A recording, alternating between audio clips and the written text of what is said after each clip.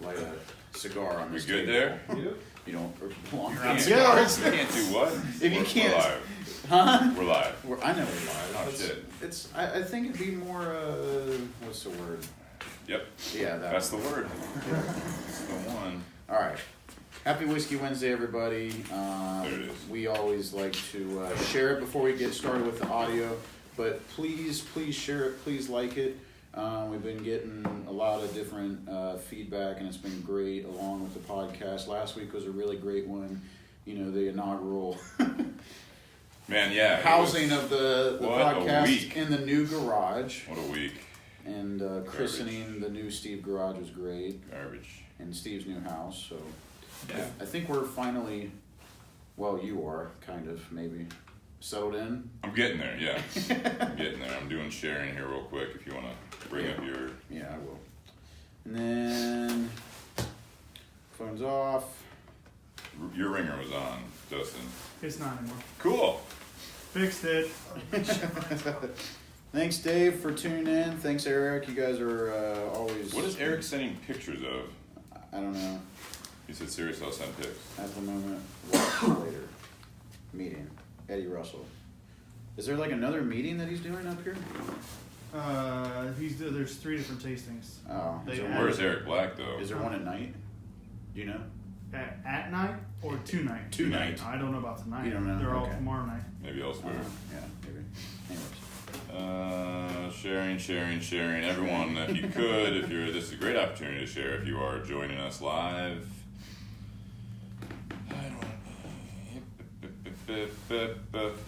There we go. Done. Hi, Nate. Hi, Nate. Meeting Eddie Russell. Well, where are you meeting him at?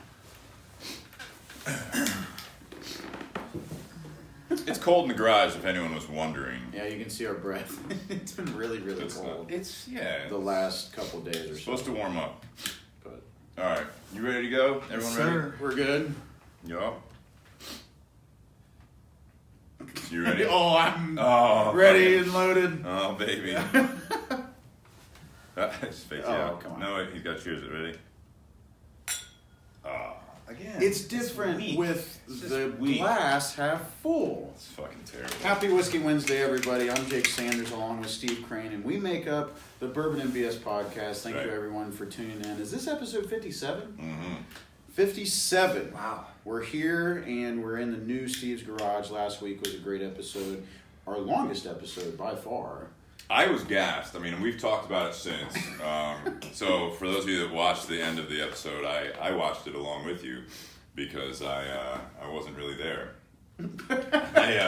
I was gassed by the end of that day. Danny doesn't know. Introduce real quick, actually. Yeah, Danny Kirchner is a new friend to the podcast and to Steve and I, and he has been doing great stuff with our shirts. So we've been talking about our shirts and getting them done, but he also did the shirts this year for the Smoking 10 event. Yeah, we haven't printed them yet, but Yeah, which is great. He Mm-hmm. brought a few tonight, and they look great just looking over there at them. But you guys are brand new. You guys started? It's called Everyday Design and Printing, right? Yes, so Danny Kirchner, nice to meet you guys. I'm the co-founder and CDO of Everyday Design and Printing. I'm also a co-founder of What Music and Arts Festival, both based out of here in Columbus. But we're a new starting company here as of last November. But we offer all sorts of stuff, mainly design and printing, but all sorts of digital strategizing, videography, photography. It's a combination of all those things. And it's great that the first time that I met you, you kind of gave your business model, and it was kind of like you guys wanted to be a one-stop shop, and that's how I got to know Danny personally, was because the other Danny, my friend that I went to high school with, Daniel Mays, was a photographer, got into that, and then he got in with you along with Hunter. Yeah, very, very small world how that all connected. Yeah. But no, yeah, it's we're happy to provide a t-shirt printing for the event, and we're ecstatic to be involved with anything you guys are doing moving forward, and I'm just happy to be involved with the podcast. yeah. And you also did the prototype shirts that we had done for the Bourbon and BS podcast. Correct. Yeah, I actually just brought in 3 of their prototypes. front and back for their event up in Easton at the Tinderbox. So those are looking great. We're looking forward to printing up to 200 of those. It'll be 300. Yeah, 300. About that. I'm at 270 plus tickets sold as of today. Sheesh. So 300, correct myself. Yeah, 300 it's going to be shirts. a long couple days for you. But no, hey, we're looking forward to it. Hey, that's what we're about. Good. But how was your week, Jake?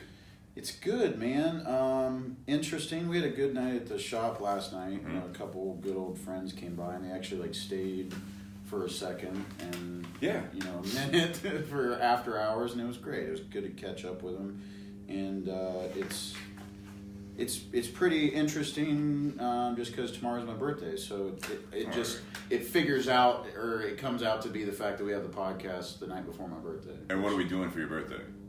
We're going to bourbon see enthusiasts out there. Well, we're going to see Eddie Russell up in Dublin, which Steve and Dustin are great best friends and got that hooked up together. And it was Dustin's mastermind behind doing it. By the way.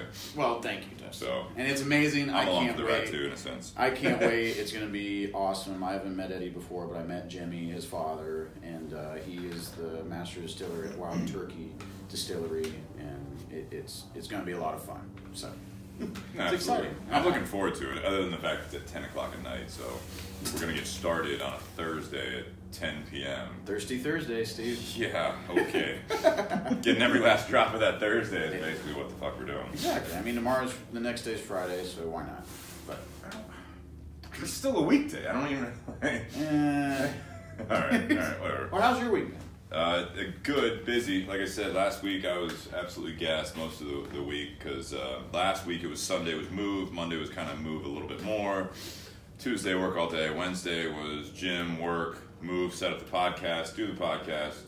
Thursday I had off, finished moving, loaded this garage. You couldn't even walk in this garage on Thursday night. Week up there. Friday, moved a bunch of shit, and then got back to this week and actually made a lot of progress in here, so... I had to rent a dumpster. There was so much shit at the other house. I know, and you told me the dollar amount on that, and I couldn't believe it. I mean, you think about it. If you're doing a major project, I got a 15-yard dumpster, and it was... I guess that's a pretty big dumpster. So a 10-yard dumpster was $300, and you could have it for 10 days. And then the 15-yarder, he gave me a $10 coupon. So it was only $30 more. So I was like, all right, yeah, let's just do the bigger one for another $30. I don't know what to expect really with this. So I got the 15-yarder, and sure enough, we filled 3/4 of it. But I think it helped me, and I'm waiting to talk about the security deposit at the old place because then the landlord's like, man, that's a big dumpster. Do you mind if you have any room, can I use it? And I'm like, sure. Just don't overflow it. And I had a old toilet here, all sorts of shit that we even took over from the new place and used a dumpster. So it worked out, but I mean, if you're doing a remodel or something like that, you need a place to throw roofing stuff, tiles, vanities, all that stuff. It's worth it. I mean, James Miller says, dumpsters are worth every penny. If you can have it for 10 days too, that's the other thing. He's like, oh, if you need it longer than that, there'll be a fee, but just call us to bring it back if you need it for a day to 10 days. It's not bad. Yeah, it isn't. Just an expense that I didn't really expect because I was cleaning up after 3 roommates over the years, and it was ridiculous. I do think that's a lot of money for a dumpster, though. I mean, I do realize how big it is. How much do you? I mean, you don't have a dumpster. I mean, do you want to buy a dumpster? One? How much do you think it costs? Do I really want one? I don't know. I'm not moving. Well, there'll be a day where you're gonna get a dumpster, and you're like, man, $300 was cheap. So, Danny, tell us how the experience, and be honest here, how the experience has been working with me and then Steve with the smoking tenement on the short notice. No, it's been great. So he briefed in earlier that I had met him through some good buddies that they went to high school with. I met Jake about a month and a half ago, and since he came, it's just everything's been super easygoing, transparent. I appreciate working with people who know what they want to do, and it seems like here at the podcast and what you guys the vision you have is pretty. You know exactly what you want to do, and you're kind of working towards that. And I appreciate anyone who's out here hustling, and I love podcasts. So pretty much doesn't matter. You guys could be talking about anything. And I would. Have you been on a podcast before, or do you do a podcast? So I do not do a podcast. Okay. I have a couple buddies here in Columbus who do all sorts of podcasts, Yeah. kind of similar to you guys, not necessarily cigar and bourbon driven, but they do Right. like life topics and Yeah. Really kind of cool. like breaking down, really any layer to life and kind of adversity, all the stuff that you can encounter with really anything, and kind of the reason he does it, he says it's his creative expression, it's his way of connecting, and kind of he's not an artist, he's not a photographer, he's not anything, but he has this like creative energy that he doesn't know what to do with, so he turned it into a podcast. Yeah. So Why not talk about it, yeah. right? But I'm just excited, like I said earlier, just to see what, hopefully, potentially maybe come on again, and I'm definitely going to be tuning in more and checking out what you guys are all about. Yeah, for sure. We're hoping that my buddy Daniel Mays was going to be coming with you. Unfortunately, he had to work. Who's your other partner? What's his name? Hunter Bach is the other one, and then the other co-founder of the company is Tommy Fortunato. He is the co-founder in CFL. Yeah. So I've known him for quite some time. It's funny how it worked. He's 3 or 4 years older than I am, but we had gone to the same high school. We're kind of, more so acquaintances than friends, and then over the years became friends, and then actually ended up moving in together. He wanted to invest in my creative ability and my ability to brand and all these and other things that we're doing. So we didn't know what we were going to go into business to, and then it kind of just clicked overnight. We were sitting on the couch, and I had the knowledge of how to use this printer, and we decided that we wanted to go all in with it and cut the middleman, because in printing there's a huge problem with the middleman. So that was our whole goal. What middleman would you be dealing with if you were like trying to? So basically, all it is like we want, like if you're trying to start a t-shirt company, if you're just trying to get any t-shirts in general, you're going to be ordering most likely from a corporate printer or someone online, because that's typically all you're aware of. Yeah. And with that being said, they make it seem like you're saving all this money, but you're really not, to a degree. So when you go through some of these local businesses, you can save much more money. And we wanted to cut that middleman out instead of and start these stores for people, so it can make it extremely more affordable, most importantly, and more of an hands-on experience. Yeah. Because I find with custom ink, rush order tees, not to throw names out there, but it's like they don't care about you personally. They just care about your money. And that's not the case with us. I mean, we obviously care about money too. We're a business, but we do care about If you want to stay a business, you need to care about it. We do care about the experience and like developing networking connections and more of like a local business approach rather than the corporate approach. Nice. So. And I'll say this personally, going in kind of like between our artist Larry Schumann and Steve and I's thoughts on doing a shirt and stuff, and going to Everyday Design and Printing, and talking to Danny here, and then Daniel Mays and Tommy and stuff, and even I haven't seen Hunter since I've been there, but it's you guys. I will say that you guys have invested a good chunk of change, and I think you're rolling through the dough like right now, where you're getting, especially with fitness designs and stuff like that. I mean, I see it coming out. Yeah, it's nice. We're taking on quite the variety. When we first started this, our idea was to want not only build our brands, but to build everyone else up as well, because it's a our foundation is built on networking, establishing relationships, and kind of helping out whoever we can within the community. Yeah. So it's crazy how when we got this printer, we knew our market, but it's continuing to grow, because you can connect with so many different people, because everyone needs this service. Exactly.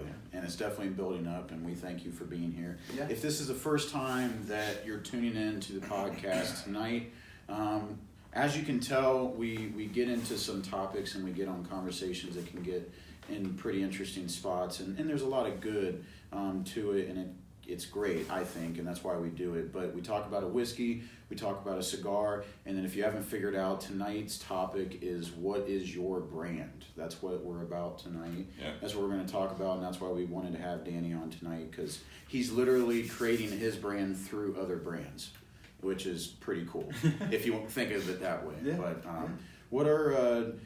who's our cigar sponsors, Steve, for tonight? So as always, Altadis USA, Romeo, Julieta, Montecristo, Upman, and a handful of others. So they are sponsoring our second cigar and also continued support throughout the year, and looking forward to another year of sponsorship through them. So that's something that Jake and I have been talking about quite a bit, is growing that list, and we've had some interest, so it'll be interesting to see what this year brings. But the first cigar we're smoking is from Tinderbox at Easton, where I manage the shop, and you work there. I work there sometimes. And so, as most people, if you've followed us, Dustin hangs out there. Dustin's been sometimes there once or twice.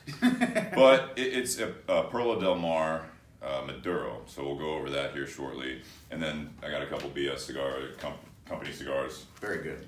Which can also get into that conversation of branding and everything else. What is your brand? So, yeah. Very relevant stuff. And this is a time where, as we've said on the video, but if you guys are listening to the podcast, tell someone about it. I mean, that's all that we are looking for.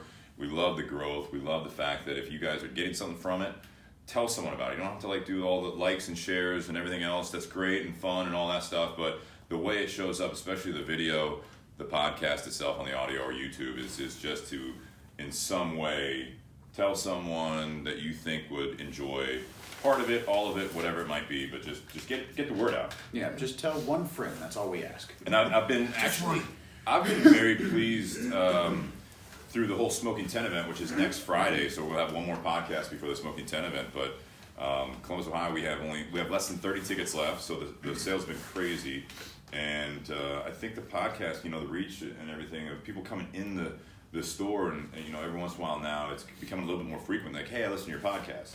And I may recognize them, or it's the first time in, or I don't put that together. They've been in a handful of times, but for anyone coming in, supporting the Tinderbox, supporting BS Cigars, the podcast, we just love the fact that you guys are getting getting something out of it that we're getting out of it. So that's been a lot of fun. So yes, thank you. Well, moving on. Again, thank you Tinderbox at Easton and Altadis Cigar Company and BS Cigar Company. Brian and Steve, thank you. So moving on to our whiskey of the evening, we're going to be sipping on the Sagamore Spirit. It is a straight rye whiskey, which is good on a cold evening such as tonight. We kind of had that. It's very cold. That month to month where we were like, okay, we're not doing any ryes until it's at least under 50 degrees, and we're definitely under 50 degrees. It's clearly under 50 degrees. So, and what's great about this is that my dad was kind enough, Dave Sanders, to donate this bottle. He did say, however, that when we finish this, he does want the bottle back. with something in it? No, he doesn't care. All right, but he does want the bottle back, so I think it's a great trade-off there. Yeah, but that's a wonderful trade-off. It's a cool bottle. It is a cool bottle, and honestly, it's funny because that's why he bought it. It's kind of like, I don't even know, how would you say, it's like a diamond, but it's like a lot of hard angles. Yeah. A lot of hard angles. It's really interesting. It's kind of like a diamond, but rectangle in the same sense. I don't know. Yeah. Anyways, so Sagamore Spirit Rye Straight Whiskey is coming out of Baltimore, Maryland, of all places. Interesting. Yeah, very interesting. That's a first, for sure. Mm-hmm. What's really, really cool is that this was created by, I don't think a lot of people guess it, Kevin Plank, the Under Armour founder. Okay. So this is his whiskey? Yes. Okay. So, going from... I think he's got the money. Yeah. To start a fucking spirit company. Yeah, exactly. Yeah, start whatever he wants. Prime example of being able just to pop up a brand. Yeah. Exactly. Doesn't even have a brand. There's no brand extension. He just, hey, I want to start a whiskey line. I want to do it. Well, I don't know how... I mean, I think we do it well in the cigar shop, but I don't think you could shift the brand image from a sports fitness line to a whiskey company. Don't misinterpret. That's not a good brand association. So, I don't know. I mean, or extension. I wouldn't you're not recommend. like Under Armour kids. It's not like you're doing that.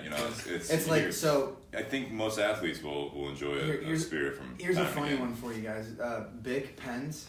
Yeah. They tried to do an underwear line. Oh, Safe to say that extension failed. Was it through Bic underwear?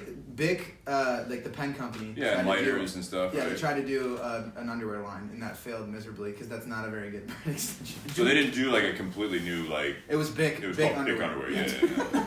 No, it didn't work. Although their lighters and pens are some of the most reliable. That's so true. when it comes to underwear, yeah. I feel like you want something reliable and something that's going The to last idea you. was there. But also, The idea was it there. could be temporary use. You don't need to hold on to underwear that long. You know that expression where some like old person, like old dude says like, "Man, I got underwear older than you." It's like that's not good. Like you probably need to just like hit up Kohl's, or they were maybe white. And now they're brown? They're not necessarily brown. I'm just saying they're off-white at the very least. God, like a After all mauve, those years. like a rough rustic mauve. Probably yellowish. Kind of like this whiskey, probably. Yeah, honestly. This is a It's whiskey. not a good selling point for the whiskey. It's calling not, it like but no. it's a nice color though. It's a nice color. Color. It's not an amber Not for color. underwear. Yeah, no, not for underwear. But it's. We can get off that. Sorry for that. No, it's great. No, That's what the podcast is about.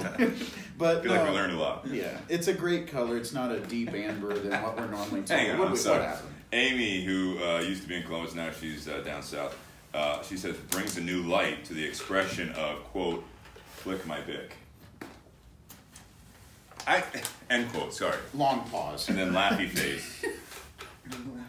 Laughy face. Is that the crying tears? Yeah. Because they're laughing. Yeah. That one. Do you not know Good. emotions well, Steve? They're called emojis. Oh, got it. God damn it! All right, Yeah. go ahead. Emotions. Yeah, that's how they came up with emojis. Mhm. You see that? Okay. Okay. Well, again, so this is a straight rye whiskey. It's 83 proof. It's a blend of low and high rye whiskeys based out of, you guessed it, Lawrenceburg, Indiana, MGP. Yeah, Yes. yeah. So I think we're dealing, the taste of it, I think we're dealing with something around a 6 to 8 year rye whiskey. I actually really like it the first time that we tried it, and we opened it up at my parents' house a couple weeks ago. Yeah. I didn't really care for it, but that was also trying it after opening up that Hotel Tango barrel proof that is at 116 The Opa? proof. Yeah, the Oh, Opa. the one, yeah. The Opa pick that Ginty did with all the veterans. So going to 116 proof to a 83 proof rye is not the best move, because I didn't taste a thing out of that. Out of this one? Yeah. Yeah. But I think It's a lighter rye. Yeah, It's nice though. It's got a nice heat to it. It's definitely something for winter, I think. And if I think this would be a great rye whiskey for someone that likes Scotch or a light Irish whiskey like what is it, a Pabst, or there's a Pappy's that's an Irish whiskey. It's, Powers? I think it's Pappy's, like, or Pap something. Anyways, but it's a very light whiskey. What I like about this is the fact that it is kind of perfect for tonight, where Danny said that it's kind of brand shifts, right, and creating a brand, I like that, yeah. a brand new brand out of something that has nothing to do with the original brand that made all the money for this guy, Kevin. So it definitely smells like rye. It smells like grain, I think. If you've ever smelled like a handful of rye grain, that's exactly what it smells like. A lot of cinnamon. I don't think there's a lot of oakiness there, but I think that's because of the proof. What they say is that, that same limestone shelf that Kentucky is known for, and kind of their, is their, I would say, has always been the selling point, and kind of the great thing about Kentucky bourbon is that they're on a limestone shelf that filters the water. Right. There's not a lot of iron in it. Explain to me then again the whole MGP thing. They're based out of where?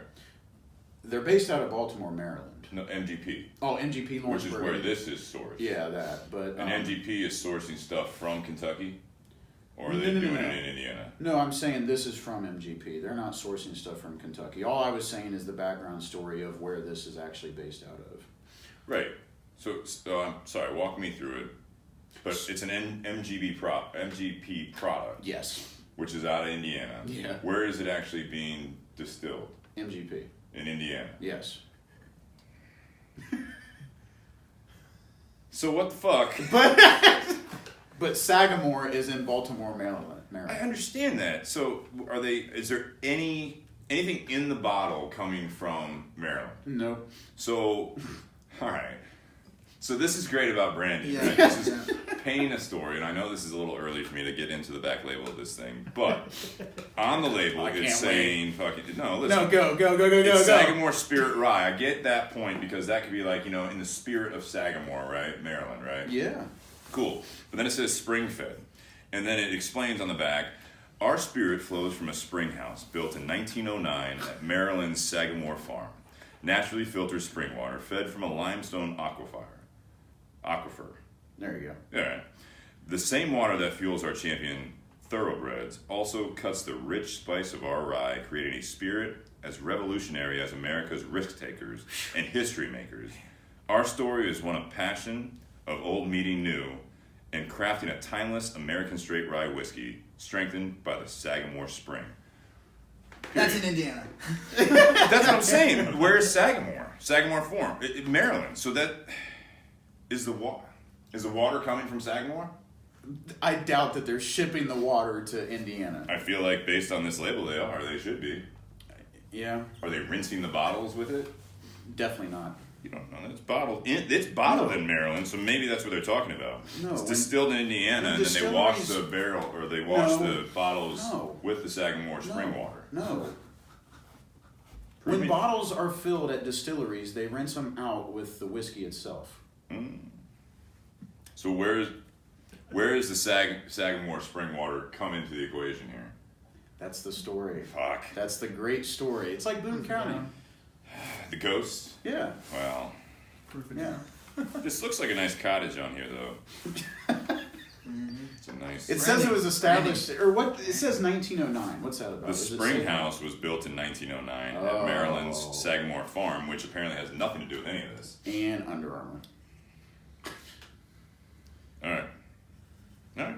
Well, what do you think? Feel misled? Yeah. Feel slightly. Yeah. I mean, it's good on marketing, right? I mean, it's a good product. So Nate, so are they shipping water from MD to MGP? So yeah, we've No. You don't know that. No. They're not doing. Based on the story, I think that's what they're doing. Do you really want to rely on their story? I mean, it's yeah.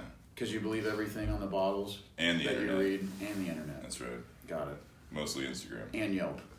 Yeah, definitely. That's honest. Definitely Yelp. Definitely Reddit. Reddit. No, I like it. Danny, what do you think of it? I think As it's the guest tasty. of honor.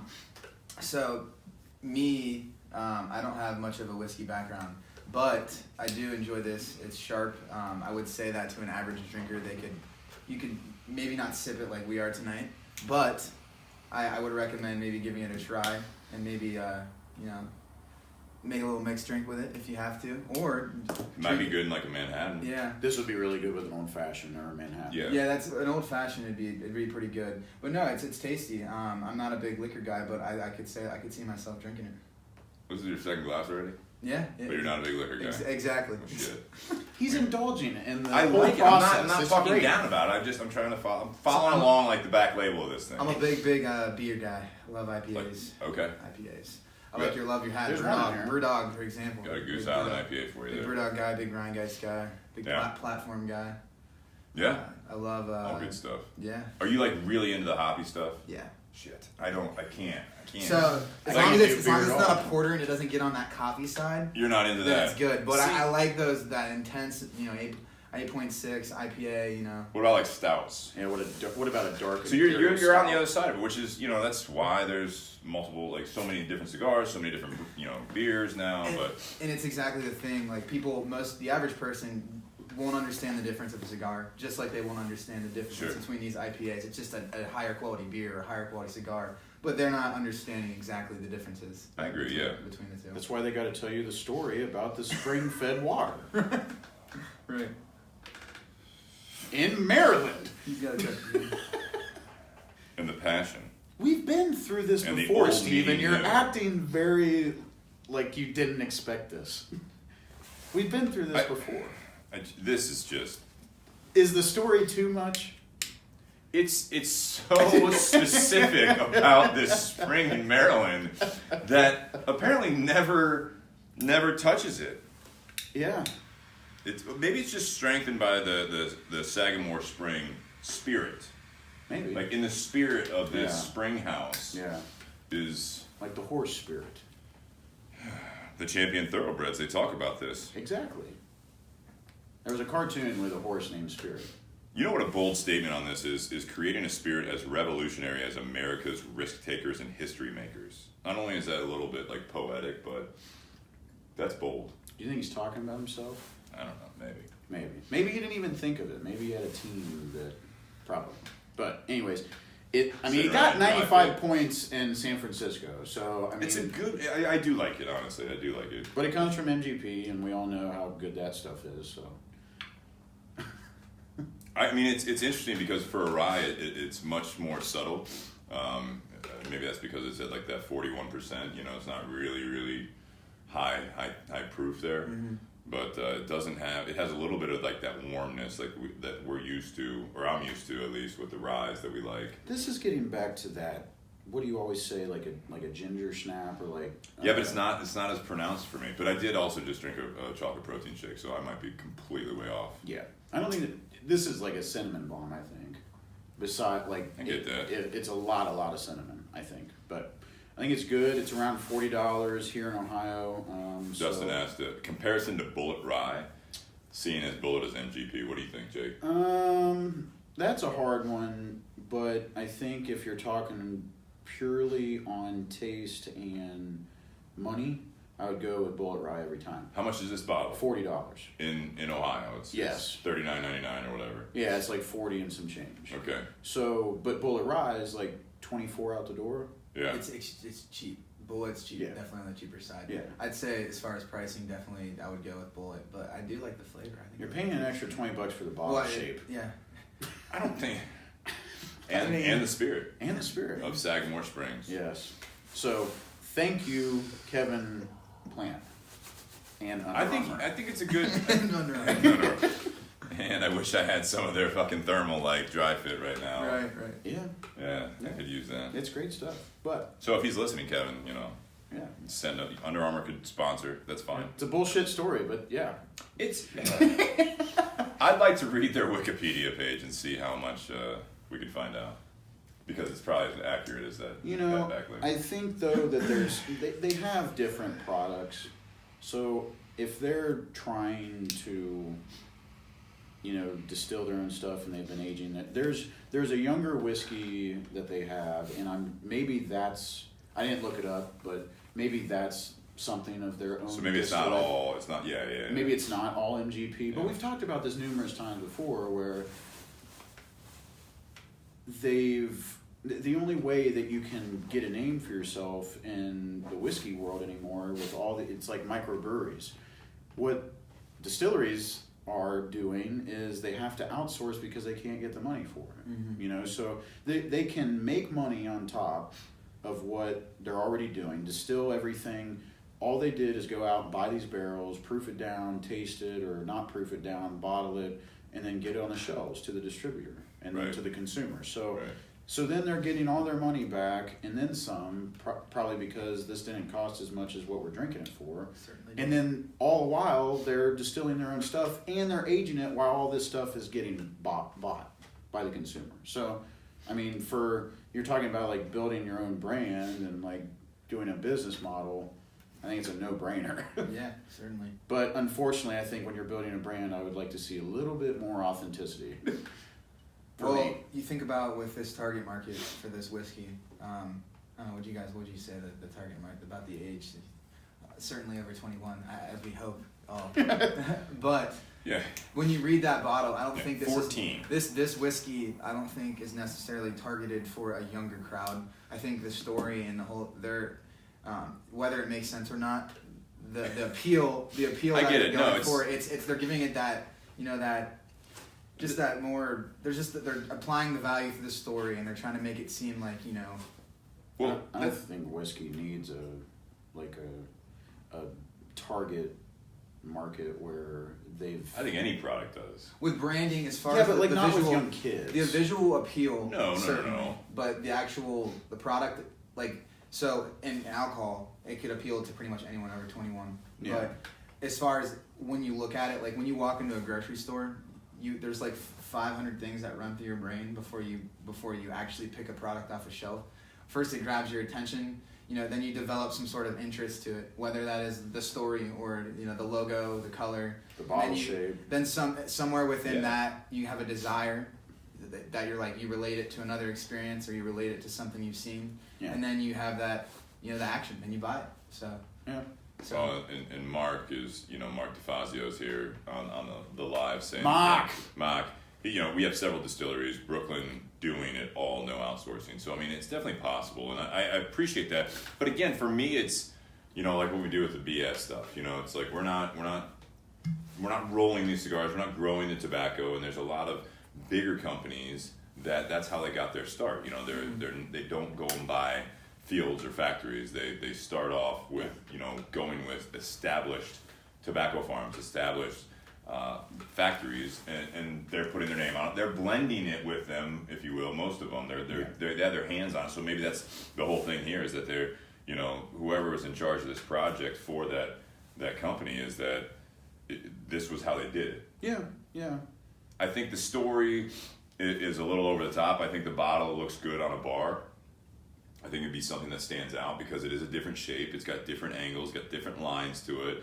It has a very unique but yet sharp label on it. You know what I mean? So it kind of gives it not quite that High West type of a feel of like this old bottle. Yeah. But you see 1909 on it, and you're just kind of like, well, that's a pretty cool bottle. You know what I mean? It's got the dark burgundy color. I think they did a good job of making it look vintage. Yeah, that's what I mean. That's what I'm getting at. Yeah, for sure. And like even the color is slightly off white. That's not looking at it. Just sort of that vintage aesthetic. Yeah, have a little natural dust on the shoulders of the bottle. You're all set. That's what I was trying to get to. Like you said, like what their target audience is.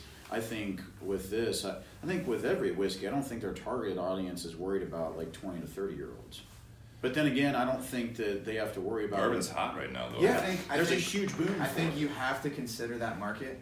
Whether or not you tap into it is up to whether or not kids like you could have it specifically targeted to that market and it may not reach it just solely because it's bourbon. But like with alcohol in your younger 20s, most kids are just trying to drink whatever they can get. So right. Yeah, and they're not buying a $40 bottle of rye, you know what I mean? Yeah. But I think you'd be silly, and that's the whole thing about what is your brand. Like, you'd be silly not to have some sort of direction on how you want to differentiate between all the other bourbons out there. Yeah.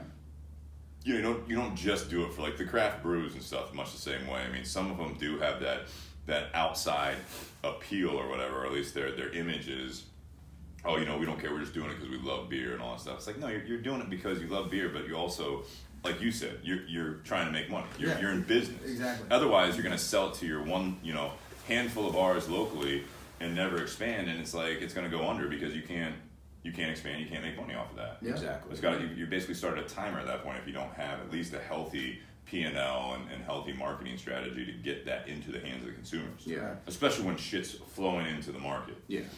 I'll say one thing, and then we'll get onto the cigars, is that there's two distilleries in my mind that have done the whole sourcing and then went through a few years of selling what they had bought from MGP. Yeah. And then they completely rebranded, and they're still killing it. Who's that? And one of them is New Riff. Which was originally OKI. So that stood for...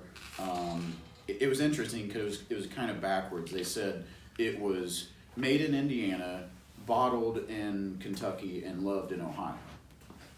And that was their slogan. Okay. And it was a completely different... That was OKI's slogan. That was OKI's slogan. Because it was Ohio, Kentucky, Indiana. Yeah. And they were completely transparent with it. Like they wanted people to know that this is an MGP product. It was coming from the guy that created Party Source down in Newport. And then he wanted to start a distillery. Well, he needed money, right? He needed revenue, to even start the distillery itself. So what did he do?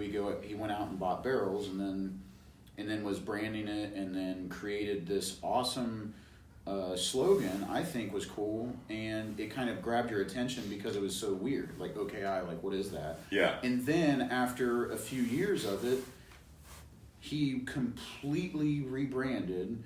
The bottles went from a white label with red, gold, and blue, and then went to a completely wrapped black bottle. Very, very cool. That is very cool. And then his main colors are now black and orange. but it's the same bottle.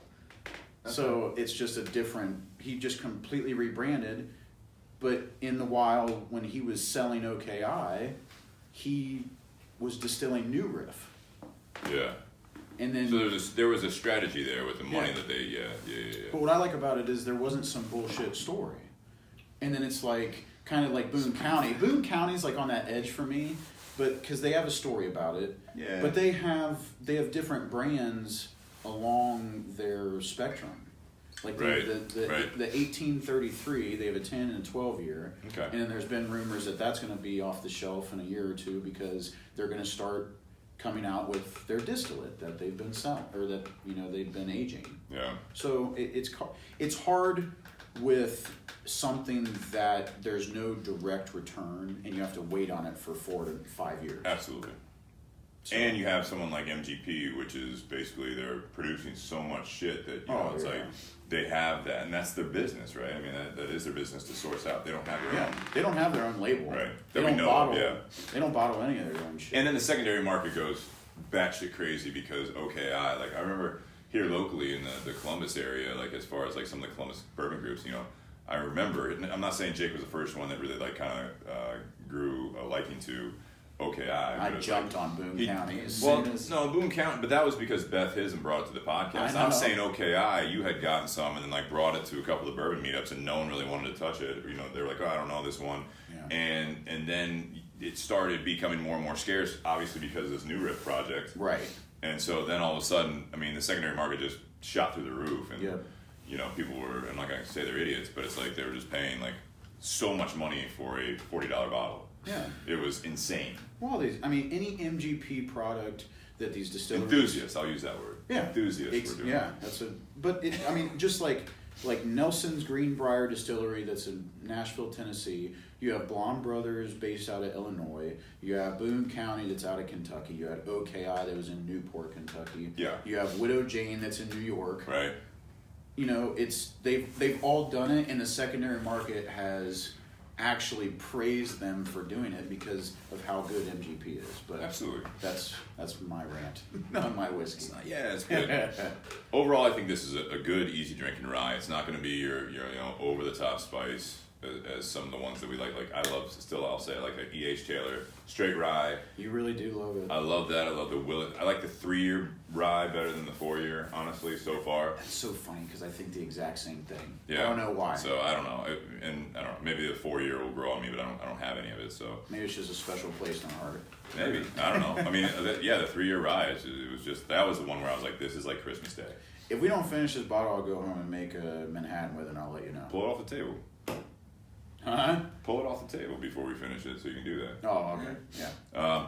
Let's get. I mean, so we're smoking the Perla Del Mar Maduro. Interesting for those of you that don't really know the Perla Del Mar brand. It is from J.C. Newman, and J.C. Newman is one of the oldest cigar manufacturers based out of the U.S. No shit. Yeah. So 1895, I believe. Wow. They actually started in none other than Cleveland, Ohio. So the Newmans were based out of Cleveland, Ohio. They were making it in a fucking barn in Cleveland. And so then basically at some point, I think it was in the 50s, they relocated down to Ybor City area, which is down in Florida. Oh, okay. So they relocated their operations down there. And I mean, I have all this history. I mean, there's a lot of history there. Completely accurate. I don't want to mislead anyone, but at some point they were, from what my understanding is their history is when the Cuban embargo happened and you couldn't get the Cuban tobacco to manufacture cigars here. And at some point, there was a lot of the machine roll, the cheaper cigars, not quite as premium level cigars being made. You think they even have that banned? Or were they just like non-banded? I don't know, honestly. But so J.C. Newman then, I guess, was, to my understanding, one of the first, if not the first, to utilize Cameroon tobacco in premium cigars, like on the U.S. front. Really? So the Cameroon is in Africa, and that's where, when you hear Cameroon wrapper, that's coming out of typically Africa. That's where it's grown. I had no idea. And so that's where the Cameroon name comes from, is the country. And then so that's where these cigars. So Fuente uses a lot of Cameroon. There's a lot of other companies that do it, but J.C. Newman apparently was one of the first, if not the first, to bring it into the United States as far as major manufacturing. And this is also, from my understanding, going back now over 100 years, the only still family-owned, I think on the fourth generation, the Newmans. I think it's Bobby Newman, and I forget the other Newman brother that's kind of running the company now, but it's the fourth generation, 100+ years later. Bobby and Ricky. It wasn't Ricky Bobby, but they also, in the meantime, Fuente, which is who is also distributed through the J.C. Newman name. So Fuente is actually distributed by J.C. Newman, and that's why we have Carlito on the table here. Tell us about that. It's a collector's bobblehead, and it's funny because when it came to the shop, we're kind of laughing about it a little bit, like, okay, bobblehead, right? But then a friend of ours. Kumar came in. He's a huge Fuente guy, huge Cuban cigar guy, and he's newer to the last year to the area of Columbus. He came from he was based out of LA, I think, prior to that, but he came in today, and we had Brian Joyce, owner of the Tinderbox East, and had said, "Go ahead and take this to your podcast." And I was like, "No, I don't really need it in my garage. It's just, after the move, I got so much miscellaneous stuff," and I was like. He's like, "Nah, go ahead. You just put it on the table." I was like, "All right, I'll put it on the table." But we had another one in the shop, and Kumar comes in, huge collector of Fuente stuff. Sure enough, we had that one, and Brian's like, "Hey, do you want to give that to Kumar?" I'm like, "Yeah, absolutely. Let's give that other bobblehead to Kumar," and he just was like, "Oh man, I have the green shirt one. I don't have this one." Oh my god! And apparently there's also a red shirt. He's got different shirts. There's a red shirt, so they are actually collectible for people that are into it. Just like any other, you go to a baseball game and they're like, "Oh, it's I'll go to the Cubs." It's like Rizzo bobblehead night, and the first 5,000 fans that come in and get a bobblehead, and I'm just like, I'd set it and try to give it to a kid if I had it. I don't really need that. Or actually, I'd probably bring it home and give it to my nephew or something like that. But oh my gosh, I'm not a big bobblehead. This is, as far as bobbleheads go, I think there's a nice construction to it. I think it's got a nice. Seriously. It's got a good weight. It's got a good weight to it. Great pose. He's got a cigar. He's got that cigar in hand, and he's got the classic hat in hand. So. And that white shirt, man. On this one, yeah. So the collectiveness of the white shirt. Sure. I think the white shirt probably pops more than the red probably looks good. Anyways, Perla Del Mar with J.C. Newman. Going back to the cigar. This one has all Nicaraguan tobacco and it's wrapped with Connecticut broadleaf. So they utilize Connecticut broadleaf on several of their cigars. They do everything from what we have, the house handmades, which are extremely popular in our shop, which are their bundled, unbanded cigars. Just, we call them HH, but they're house handmade. They have a natural, which is all Dominican, and then they have the HH Maduro, which is also a Nicaraguan wrapped in a Connecticut broadleaf. Or I'm sorry, it's an Ecuadorian, grown broadleaf I found out recently. And they are also bringing out a sun-grown house handmade. Of course. Which I'm actually looking forward to trying because the other ones are so popular. Then you go to Perla Del Mar, you go to Brick House, which is very popular. That's J.C. Newman. Really? Absolutely. And then you go into the ranks of their more even higher premium line. These are still premium cigars. It's just a killer price. You're looking at that $6 to $7 range for the Perla Del Mar. So for what you're smoking for the dollar, it's tough to beat, just like their Brick House. So they bust these out at a very reasonable price. And then you go into the Diamond Crown line, which is theirs. So Diamond Crown, Julius Caesar, the original. Those are definitely more premium, right? Price-wise, for sure. I'm trying to look back at this, but I want to say, I got to look this up here real quick. So that was the original Julius Caesar Newman, J.C. Newman. Oh. That's why the funny thing is the Julius Caesar cigar, Caesar is spelled differently. It's Caeser. Mm-hmm. So people will be like, why is it spelled differently? Then I think Julius Caesar, that's better known in history, I believe, is not that spelling. But he became a cigar maker apprentice in Cleveland, Ohio at 14 years old, it says. So they were Hungarian immigrants to the area, and that's where this all started. So I mean that's the cool thing. Looking this up, through the dreams of success, the company's beginnings were quite simple. 1895, Julius Caesar Newman created a cigar table from some old boards, borrowed $50 for tobacco, and received his first order for 500 cigars from the family grocer.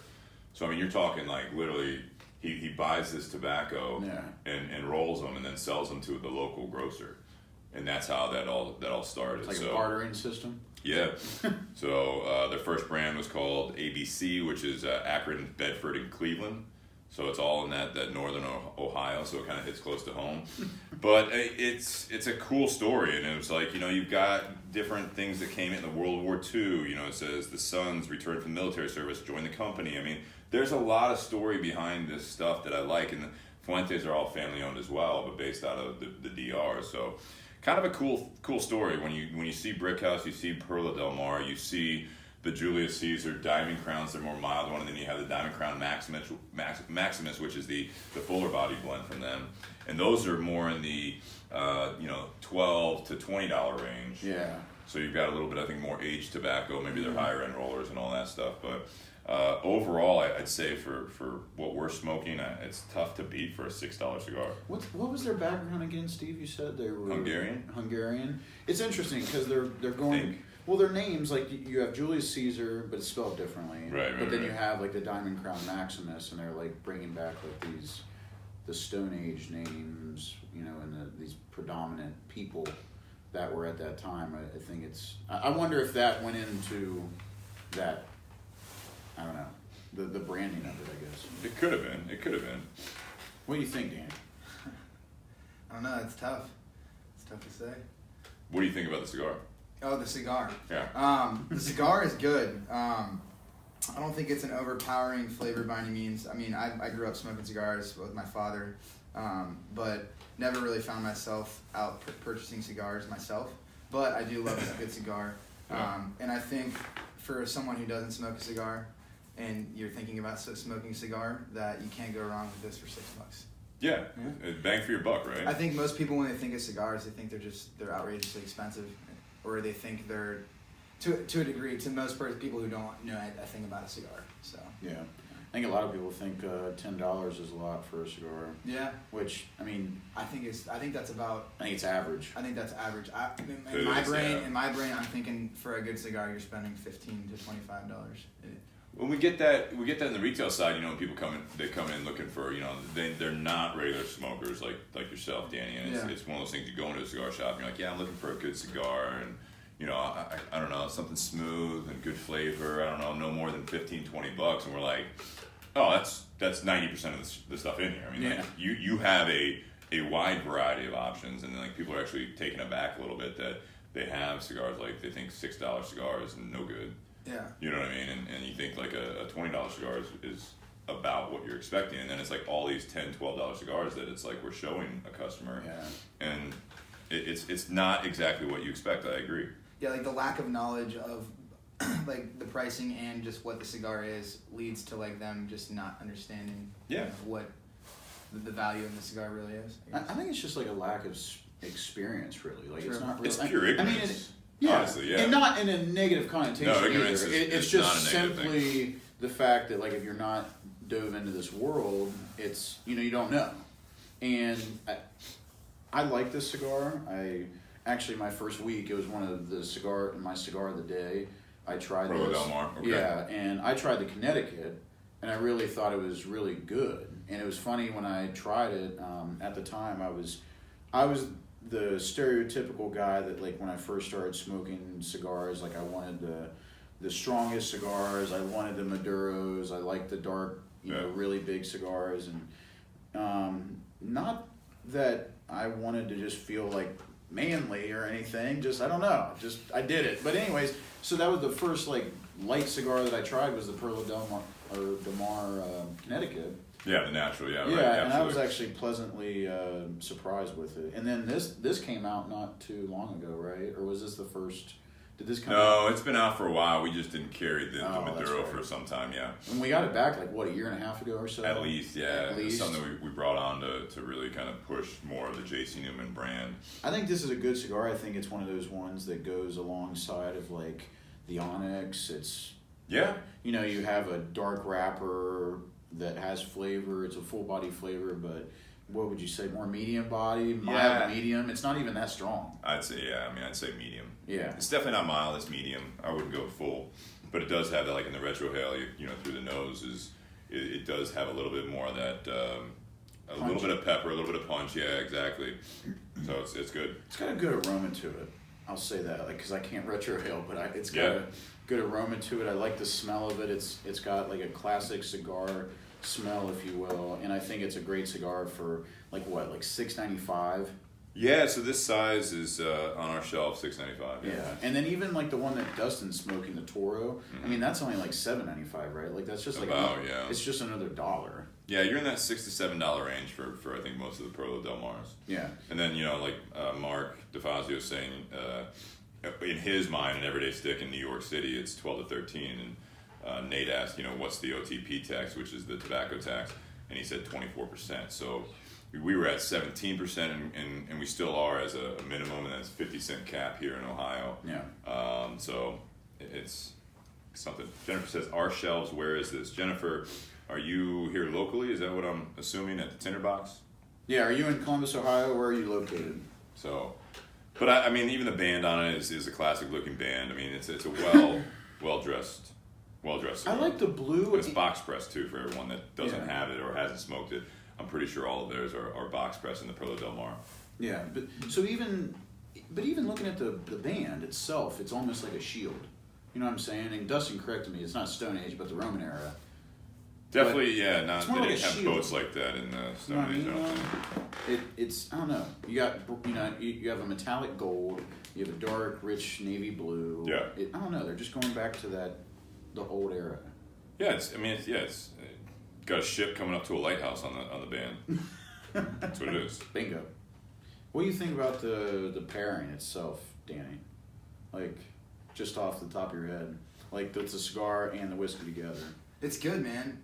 Like, it's like hard because convincing people that don't like cigars and bourbon, it's tough because it's one of those things where, like you said, you just have to.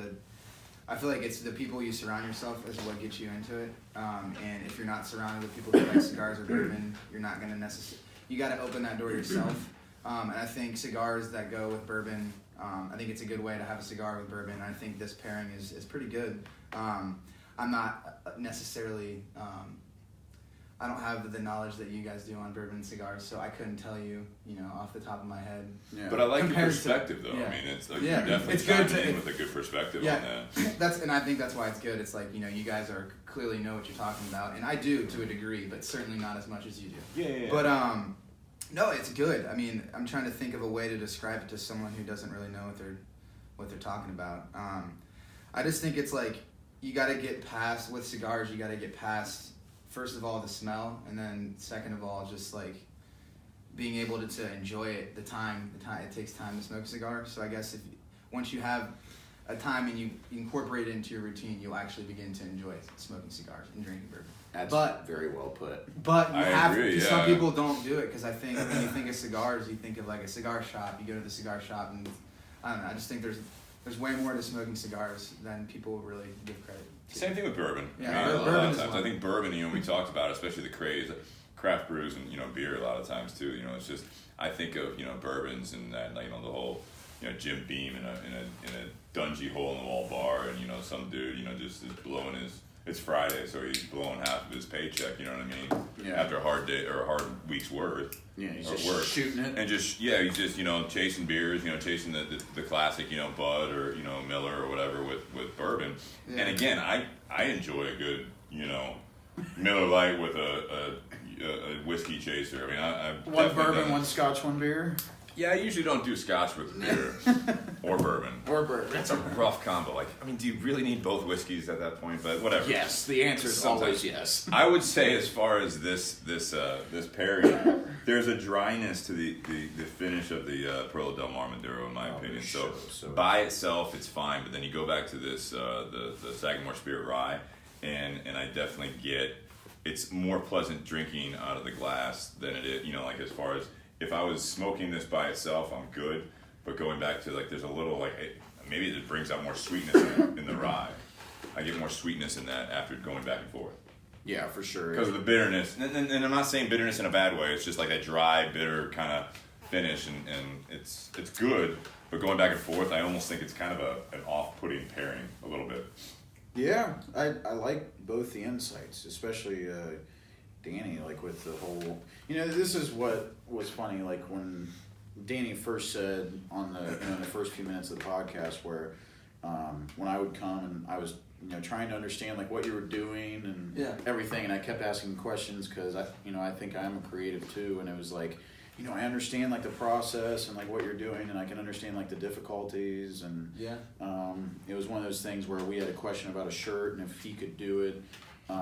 We had a design, but we wanted the design switched, and we asked if Danny could switch it, and he was like, yeah, I can, but it's going to take time, and then and at that point, I wanted to pay him for his efforts if that was going to be the case, but I understood at that time that it'd be easier if we could get the design, him punch it in, and then him do his main job where he could print it in, what I mean? And it was interesting talking to you about that, and getting back to what you said about the cigar and how a lot of people don't understand, why people like cigars or like whiskey or like taking the time to enjoy something that was hand rolled, handcrafted. It's cool to hear that from someone that's not in the circle. Yeah, it's like there's two barriers. You either run into the one where it's like you don't like cigars, period, or like I said, you're just not around it enough to understand it. It's like those are the two barriers you run into with I feel like that business. It's but once you break those barriers, I feel like it's wide open. There's not a lot to hit. Because there's just a lot of exploring. Well, and again, I think your comments earlier, I keep going back to that whole craft brew comment, like you're into that. Yeah. You've done it enough now where if you just drank, based off what you said earlier in the podcast, if you guys are just tuning in, he was saying how he's big into IPAs, where if you started having, I was showing you craft brews, like say we're hanging out in the garage and I'm like, dude, you drink Miller Lite, you gotta try some of these craft brews. And I'm giving you, all I haven't stocked with is porters and stouts, and you're drinking, and you're like, I'm just not really into it. Like, I'm not really enjoying this. And then you never get into the IPAs because you just basically said, no, I don't like craft brews. I'm going to stick with what I like. You know what I mean? Right. Same thing with cigars. You smoke a cigar, and it's not really going to hit your palate because of the tobacco they're using, or maybe it's just a lower-end cigar that, you got on the beach on entry a level, like black and mild stuff. Whatever it might be, but it's like you never try more because you just say, hey, I don't like cigars. Jake and I have talked about this when he got into, we were getting into hanging out doing Whiskey Wednesdays, and he was like, no, I don't like scotches. I don't like Irish really. Yeah, he was just like, I like bourbons, I like American whiskey, I just I don't care for it. And then we started exploring it a little bit, and like here and there we'd have a bottle of scotch, a bottle of Irish, and all that stuff. He's like, actually this is pretty good. Yeah. Because again, you close yourself off based on your initial, first impression of it. That's right. That's why, being the topic branding, it's important how like that first time that your product or your service or whatever it is that you're providing, that first initial feeling or whatever it is, however you're engaging with your customer, that's how important it is, because you have to be doing it properly every single time to guarantee that they'll come back or they'll use your product or your service again. Yeah, and you're that's a great segue, because it's like one of those things with you, if you do go online and you work with, say, Custom Ink. I've had good success. I told you that, with CustomInk.com. There's other ones out there that you can go on. You do a Google search for custom T-shirts or printing T-shirts for an event or whatever. It comes up. And the search engine just goes nuts, right? But if someone has a bad experience with that, and you kind of go, like, say you're in a networking group, you're in a chamber of commerce or whatever, and you're talking to someone, this is what we do, and they're like, no, I mean, it's great that you're doing that. I'm sure you have a lot of success. We've just had some bad experiences working with companies. They never get the logos right. It's like back and forth. We get quoted something, and then when we finally, print the T-shirts, we print the mugs or whatever it is, the bill just, we've had it too many times where the bill comes back and it's just not right. Yeah. So like the mistakes or the things of the industry, much like saying about cigars or whiskey or whatever, you have that impression of how this works, and you're just like, I'm good. No, we don't need the custom stuff. We'll just kind of go without it. We're just going to wear these T-shirts or these polos, or I don't need. I'll have my people wear name tags with logos on it. It's fine. Yeah. And then you're just shot in the foot, because now it's like, how hard do I work for that sale? Yeah. To show them my brand. Well, it's like by Custom Ink and all these companies that I'm talking about, they are a great organization. Clearly, they're all over 50 million in value. Mm-hmm. So clearly, 50? yeah, Custom Ink is worth. Last time I checked, it's well over 50. I think these numbers are outdated. I think it's much more than this, but they're well over $50 million. And I'm not taking away from these companies. I just think a lot of the time, most of their customers are probably thoroughly satisfied. Yeah. But you have that percentage that isn't satisfied because they are taking on such a such a massive amount of orders, and it's like with like a local restaurant like a Condados that does so well off 4 locations. Like, do they really want to expand? Are they going to maintain their quality, or are they going to lose their quality? And that's why, like with these local businesses, you're right. You take the chance of your estimate coming out much higher because they're trying to get that nickel and penny. They're trying to nickel and penny, or you have that chance of them not doing it right because they haven't done it long enough, or whatever that may be. Well, yeah, and the local ones too. I mean, you don't get that. You don't necessarily the buying power too. I mean, if you were Custom Ink, I mean, I'm assuming they have a warehouse full of correct a certain shirt that you're gonna order. Much like me as a consumer, if I go on talking to you and I say, hey, I need 20 shirts, Right. You're gonna charge more typically for 20 because the setup and all that stuff, the way your time of making sure it's right before you even print that, then you're ordering the shirts, and you don't have the buying power because if you order as a company 20 shirts, they're a little bit higher, and then if you order 300 shirts, you're buying in bulk at that point. Well, the big boys have gotten to the level that they have such buying power that these shirt makers, if you will, and all the promo stuff, but say the Hanes or Gildan basic T-shirts or whatever, they've got an outstanding account with them, basically just whatever you want, we're going to give you the best price. Yeah. And if you're not going to do it, then we're going to go to another company and get the best price, and then we won't sell Gildan T-shirts anymore. Yeah. They just these corporate companies have been around for so long that they built these brands so they're so tremendously big that they, like you said, they have they probably have thousands of Gildans, thousands of all these shirts. Warehouses full of them. We aren't at that point yet, but we have wholesalers at our fingers, multiple, okay, and it's we as our company, we offer no minimums because we think that that's a big thing that these companies. But with that, pricing obviously does go up with the no minimums. But also, we can print typically any shirt anyone wants. It's just obviously we have to order it, and then the shipping, the fees, and all that stuff. So at the end of the day, the only difference is not being able to have that massive having all that inventory. Basically. Well, yeah, I mean, but again, to the consumer, I will get off of the whole custom ink thing, but for example, going online doing that, if I want to order 5 shirts, and when I price it, when I first started designing some shirts for the events or whatever it might be, if I would order 5 to 10 shirts, you're at depending on the shirt, you're pushing $15 to $20 a shirt. Yeah. So if that's all you're doing, I mean, you're using it for your staff. It makes sense. You're not necessarily trying to sell that and make keystone markup. And I was like, oh yeah, no, this is a shirt that you can get elsewhere for $15 right. with a logo on it.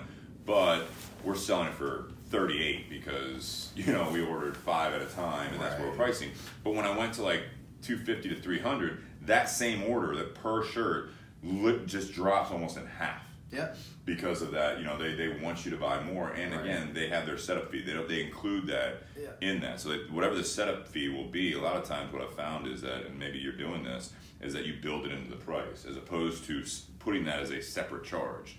Because I have worked with other companies for promo items that you say, all right, yeah, per item is this. Also, to set up the screen, to do this, it's $50 for this, it's $80 for this, and all of a sudden it's well, but if they would have just presented it to me as if you order this many shirts, it's this much, and then all they're doing is taking that same setup fee and just dispersing it over the overall order, correct, making it look cheaper. And it's also an incentive to you to buy more, which is what you said. Yeah. But so we've kind of alluded to what you do, what Danny, what Tommy, what Hunter, and Daniel Mays, my good friend, does, but. So we're saving. we had a bad episode one time, and we lost everything. Really? Yeah. You know where you're at? Mm-hmm. So, Danny, what is your brand? Because I think that the number one thing when you're talking about branding and wanting to build something you know, being creative and wanting to build something to your liking and wanting to showcase what you're about it should be an exact representation of who you are. Mm-hmm. So tell us, what is your brand? What was the idea behind everyday printing and design and printing? How did the crew form around it, and what's the idea going forward for you guys? So it really all started with us just being curious. I think really the start to anything, you know, that you're going to build creatively, or anything that's going to grow to a point where it's going to get big that can maybe help you sustain and make money, is just being curious and constantly just wanting more and having that urge to just pick away at literally anything, because with the internet nowadays, you can get anything at the tip of your fingers. There's no there's no excuse to really not, like Donald Trump. This is why I agree with him. I mean, you can build your brand and within weeks, really within a day, if you have the people at your fingers. But really, our community, or our company, is based on, we want to be involved with the community as much as we can. Our long goal is just to give back in some sense. Right now, we don't have necessarily an outlet for that.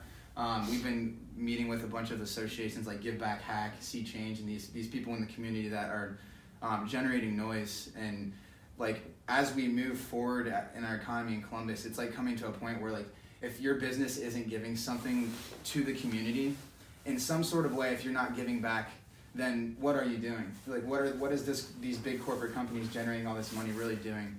So our goal, one, is to get involved with the community. We want to break barriers between the local and corporate printer. And then also, like I said, we built a foundation on networking and just establishing relationships, and really just, you know, life is so short. We want to help people manifest these dreams and help innovate these ideas and establish them, because they're all just ideas until you actually bring them to life. And with our company, that's all it was an idea. About a year ago, it was an idea. And basically we just, you know, developed daily tasks, monthly, yearly, long-term goals, short-term goals, ways to accomplish that. And even if you don't, there's going to be days where you feel like you didn't do enough, even if you did 20 things. But that's like all a part of it. And that's kind of what we're built on, is just having a team full of, like I said, Daniel, Hunter, Tommy, and myself, just people that are really curious and interested on learning, and just, like I said, just getting connected. Because ultimately, the printing and the design is just the start. That's just the first business. We have hundreds of ideas that we're currently working on. Oh, I'm sure.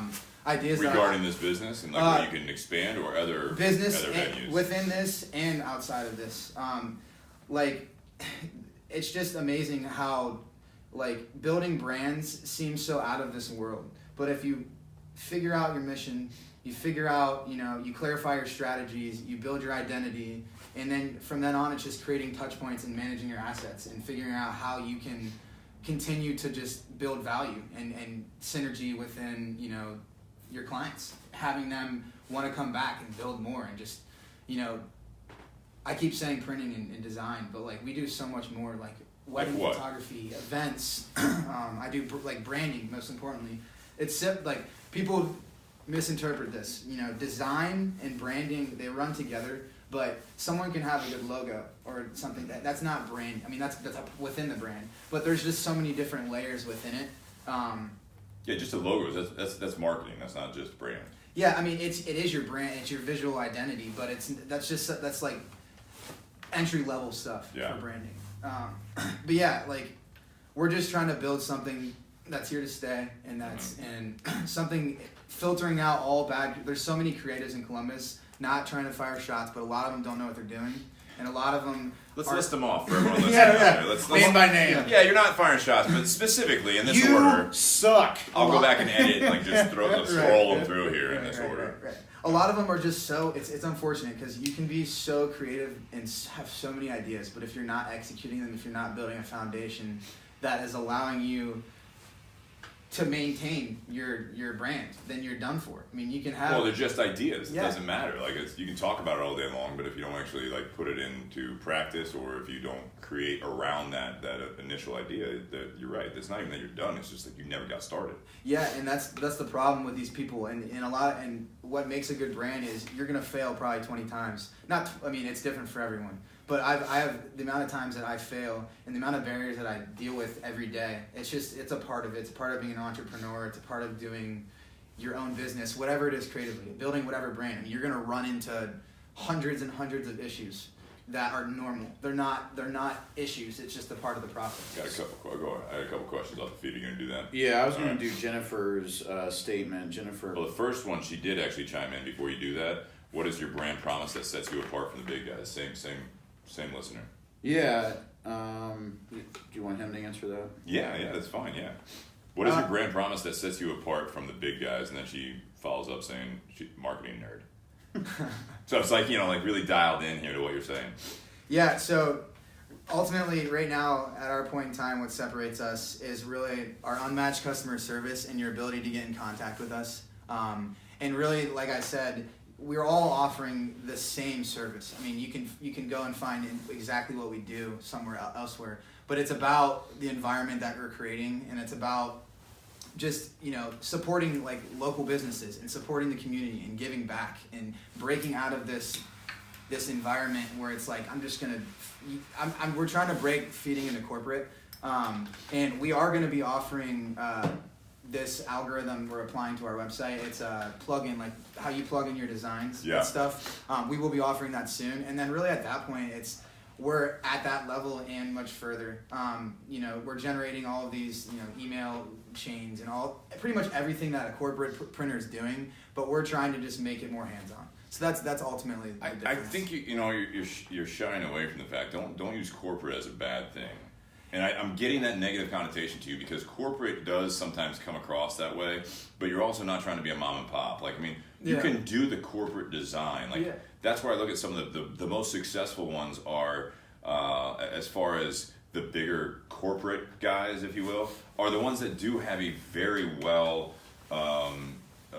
maintained and responsive customer service. Something goes wrong. You're going through the process, but you can't get through to someone when you have a problem. Something comes in wrong. Yeah. Or you're going through, for example, I'm talking, the big difference, when I think of corporate, right, Danny, is at this point designing the t-shirts. And maybe I should be talking to someone else on your team and you're just doing us a favor, but I'm talking to one of the owners of the business right now as far as designing a t-shirt and talking to you directly. Mm-hmm.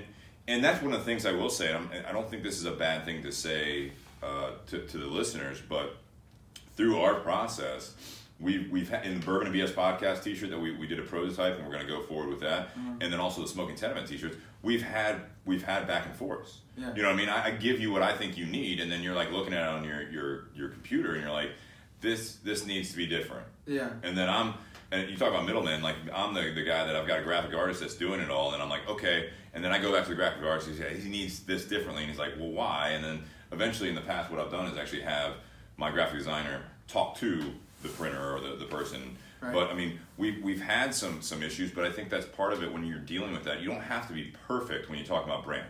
But and when you're in a corporate setting also, as you get bigger, you're not going to be taking the calls. That's what I look at as corporate. Like, it's not a negative thing. It's like you're doing other things. You're the one setting up. Like, you talk about giving back, and I think that's sometimes almost like a jargon word right now for business because it's a feel-good thing. You know what I mean? Right. And that's another idea that if you don't do anything about it, you just talk about it, and it's like you're already at that point a year into it, like saying we want to do this, and then it's a matter of like what can we do. Like justifiably with our budget, like we can't just like give away everything to charity because then you guys aren't making any money at home, and then it's like, well, you're not going anywhere. The same thing goes as you get bigger. You're not going to be talking to, you're not talking to your, Danny, who's friends with Jake, who works at Tinderbox and works on a podcast here in Columbus, Ohio, and then I'm saying, all right, I need to talk to Everyday Design, and it's like I'm like, oh, let me just call up the owner real quick and be like, hey, can you look at this design for me? And you're like, I'm actually in like 3 meetings back to back today. Talk to this person. That's what I look at as corporate. But you, as long as you instill in the employees, you have a clear mission statement, you have a clear hierarchy on who's doing what, and if you need to get involved as an owner or as a manager or as a CEO, wherever you're at, you can do that. But it's about effectiveness throughout your chain of command that you can direct it. So as long as that person taking the calls is going to handle it the way that you want as your vision and owner, then you're fine. There's I don't think there's a negative connotation when you're doing, as long as the brand, you know, what is your brand, Danny and the other owner, or 2 owners? Just one other owner. Yeah. Okay, so the 2 of you, your vision, your brand, as long as that stays consistent throughout the whole top to bottom, no matter how big you get, as long as you're still handling problems the way that you would want to handle it if you were still year 1. Correct. And you're in year 10, but you've got like 50 people handling your customer service at this point, and the designers, and doing what you did for me with the Smoking Tenement t-shirt. And it's a little different than you coming over to the house tonight, bringing the samples, and we already picked it apart. Like, all right, let's change this. Yeah. And, well, this t-shirt's not going to work. Let's do this t-shirt, you know what I mean? Because we printed on this one instead of this one. It's like, okay, cool. And then you go forward. It's all about planning. You can't just be like, come to me on a Tuesday, and then Wednesday I'll have 300 shirts printed for you just the way you like it because I can read your fucking mind. It's like, no, what do we need to do step by step by step so that we have, in the end, you're happy with your product, money's well spent, and you're going to refer us, and you're going to come back to us when you need another design, whatever it might be in all of the avenues you're going down. Correct. Everything you just said there was great and right. I think I have been giving a negative connotation to corporate. Mainly that's your competition right now. But like, it's a selling point. But honestly, like our goal ultimately is to get to the level they are at and to operate how they are operating. So when I'm firing shots at corporate, it's more not necessarily jealousy. I mean, I wish we were operating. Like you said, it's not normal to call and talk to the business owner regarding an order like this. Right. And right now we're at a stage where we're developing these, like you said, positions and identifying roles so that I'm not doing these things. And growing at a good pace so you're not just screwed. You're not growing too fast. Yeah, because like right now my goal and the reason why I'm doing most of the communication is because I feel like I want to execute on every last thing that we're doing. I want to make sure that I'm in control, that I guarantee that every single person that I may talk to, even if we're not doing, I want to make sure that they're happy. I'm not saying that I don't have the people around me, but it's just like, you get to a point where it's like, you just want to, like, I want that to be there. Everything you said, I want, like, that's our goal, is to get, like, where I'm just, I'm the big man just kind of overseeing and coordinating. And that's the hard part for when you have that vision, in my opinion, with a brand, when you in the stage that you're at, is that when you start having to go from the ultimate, like what you're doing, every hands-on thing, so it's consistent in what you want because you're doing it, versus now you're managing people, you're employing people. On the ball game. It's completely different because now your task set, as far as what you do on a daily basis, is not talking to customers every day. It's not sitting down to the printer and looking at the design and doing this. You've got one person turning into 5, turning into 20, or however big you get, but then you have to be able to have someone supervising them, and then you have to be and then it's like you turn into, again, going back to that, you turn into that corporate world. But again, as long as you do it step by step and you make sure that from top to bottom you have the consistency, your brand image is going to be just fine. That's right. Yeah, but I think I like that we dove down that path, and I agree with everything you both said. But I think that's like not the brand. Like you had like topic of the night is like what is your brand, and I don't think like what we're talking about there is like what is your brand, and what I'm saying is like when you're thinking of branding, it's like who's your consumer? Like who are you? Like you said, like your target audience. Like who's your target audience for like the whiskey that you're making, or which clothes, or like which clothes is a little bit different because you're creating something, right? And like I said at the beginning, like you're creating your brand within creating other brands. Correct. You know what I mean? Which is a great beneficial. Yeah, it's so cool, and that's kind of like we're not creating brands within our brand, but we're actually getting the word out about other brands for our brand, if you will. Yeah. And I think that's another cool aspect. But any creative realm, like you guys, everyday design and printing, you guys are doing that. And it was interesting, Jennifer also pointed out that she was talking about community, where, like the biggest part of branding is everyone having to be involved with the brand. They live the brand. And, she said it sounds like community is really important to your company. Extremely. And it's the same thing with us, I think. And I think if you're creating something out of thin air and you're creating this idea, I think it goes back to what I said at the beginning statement, where if you're not living through the brand that you're creating and you're not showing it, then, and if it's not a representation of who you are, then why are you doing it? Like, is it just for the revenue? Like, obviously, like, we're all humans and we need to thrive and we need to make money.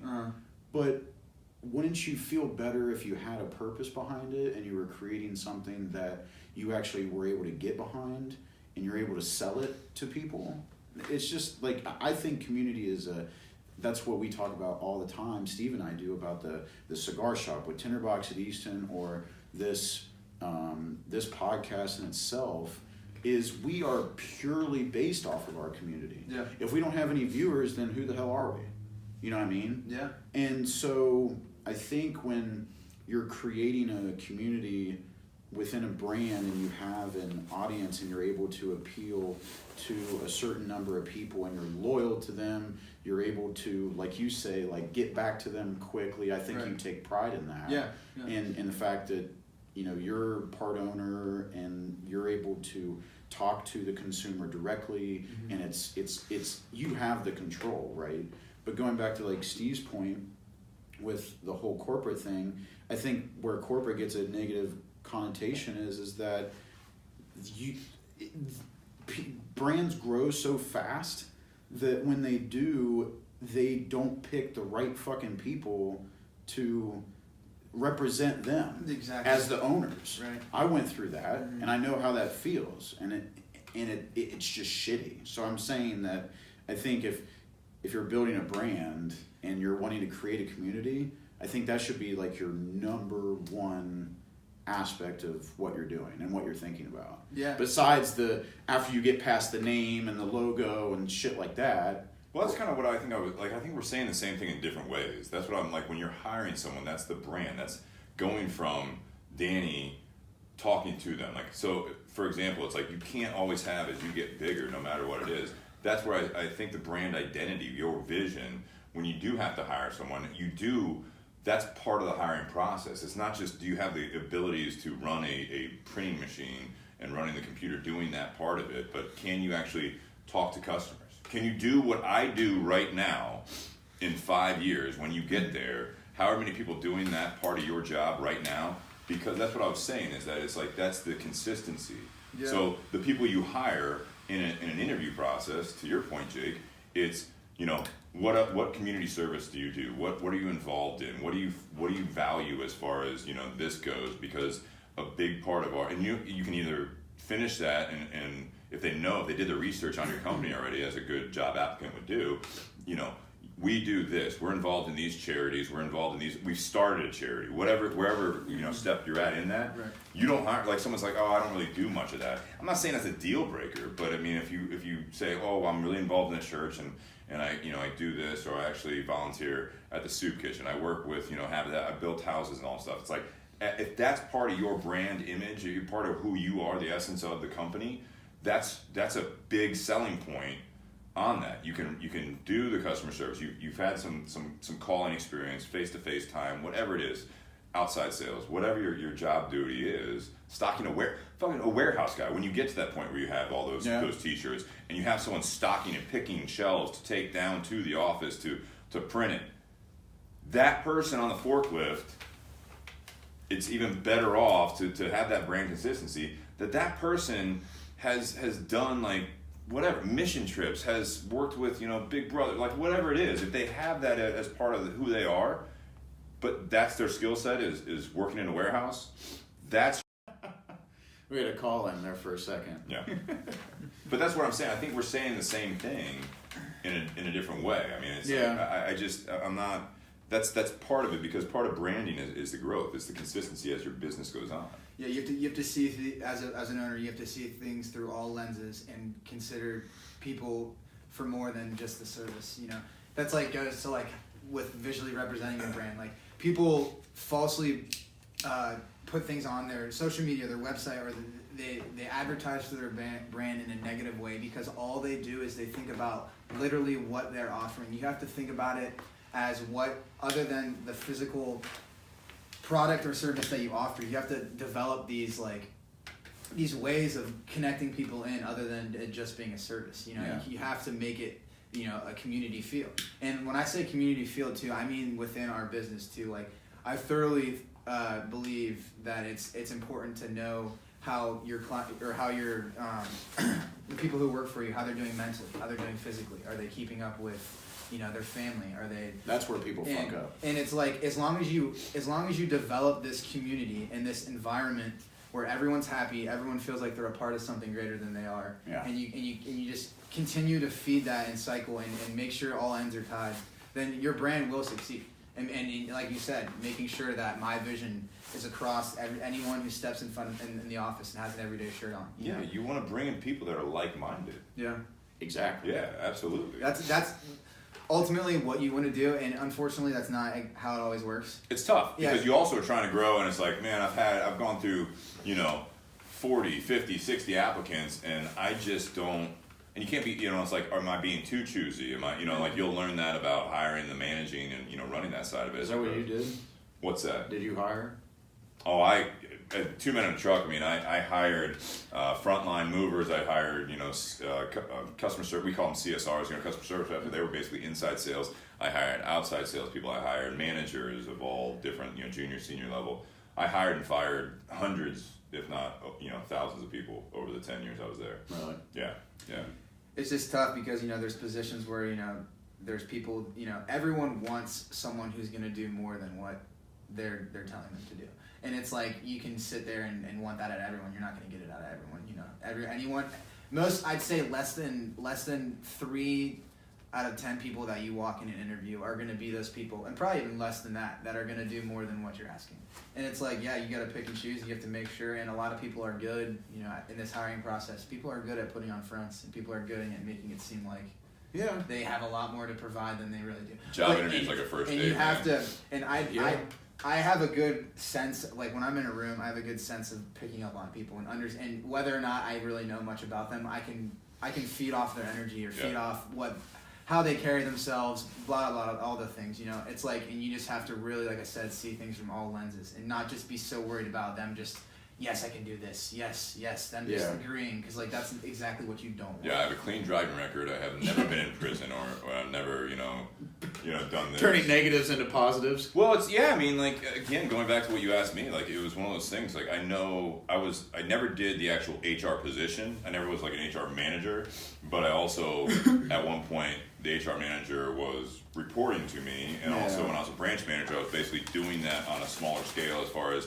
you know, taking in the applications, hiring, like interviewing. I've done, you know, first, second, third interviews for all levels. Mm-hmm. But it's like there is also, when you have the, again, brand image, you know, I had it from not a negative aspect, but when you're trying to hit sales numbers and you have a department that's in charge, when you get to that level, like hiring people, and it's like you can't necessarily always go back to the boss, the owner, the founder, and say, what do you want me to, like, I can't make him have clean criminal history. Then it's your ass. But then it's like, well, where are you looking? And then it's like this whole, like, where is the reach going to? Because it's like, all right, well, I'm on the fence of this, but I'm supposed to hire 20 people this month.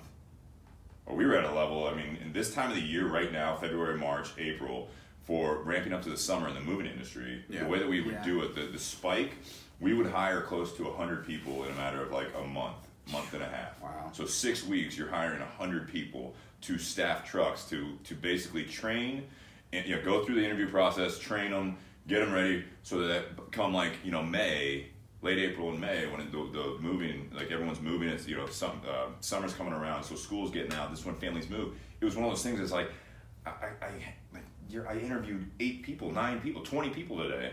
We would have open houses. So it was like, on a Tuesday night, you basically put an open house ad out. Yeah.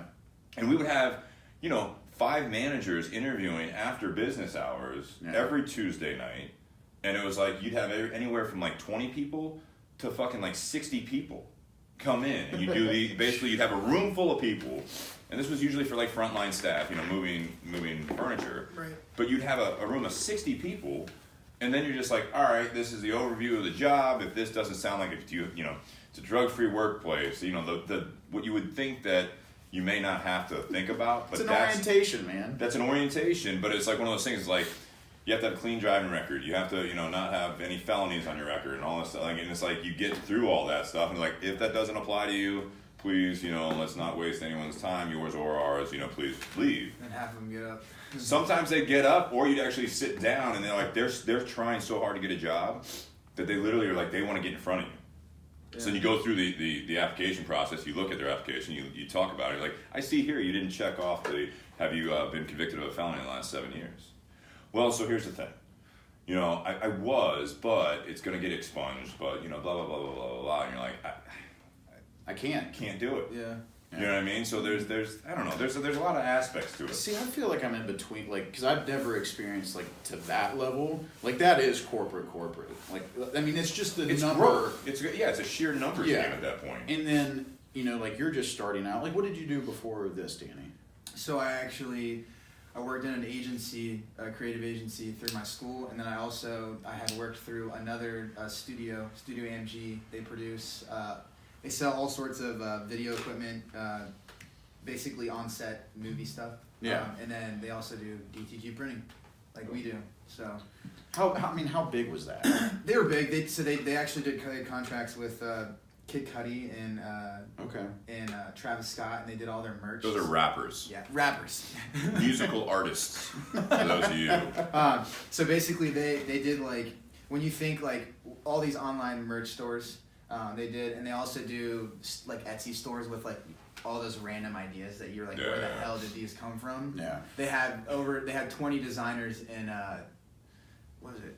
It was in Russia. They had 20 designers that they have just putting files, uploading files, and then. Wow. But it was cool. It was a good learning experience. Got to see the ins and outs of like kind of a creative industry, right? Yeah, because like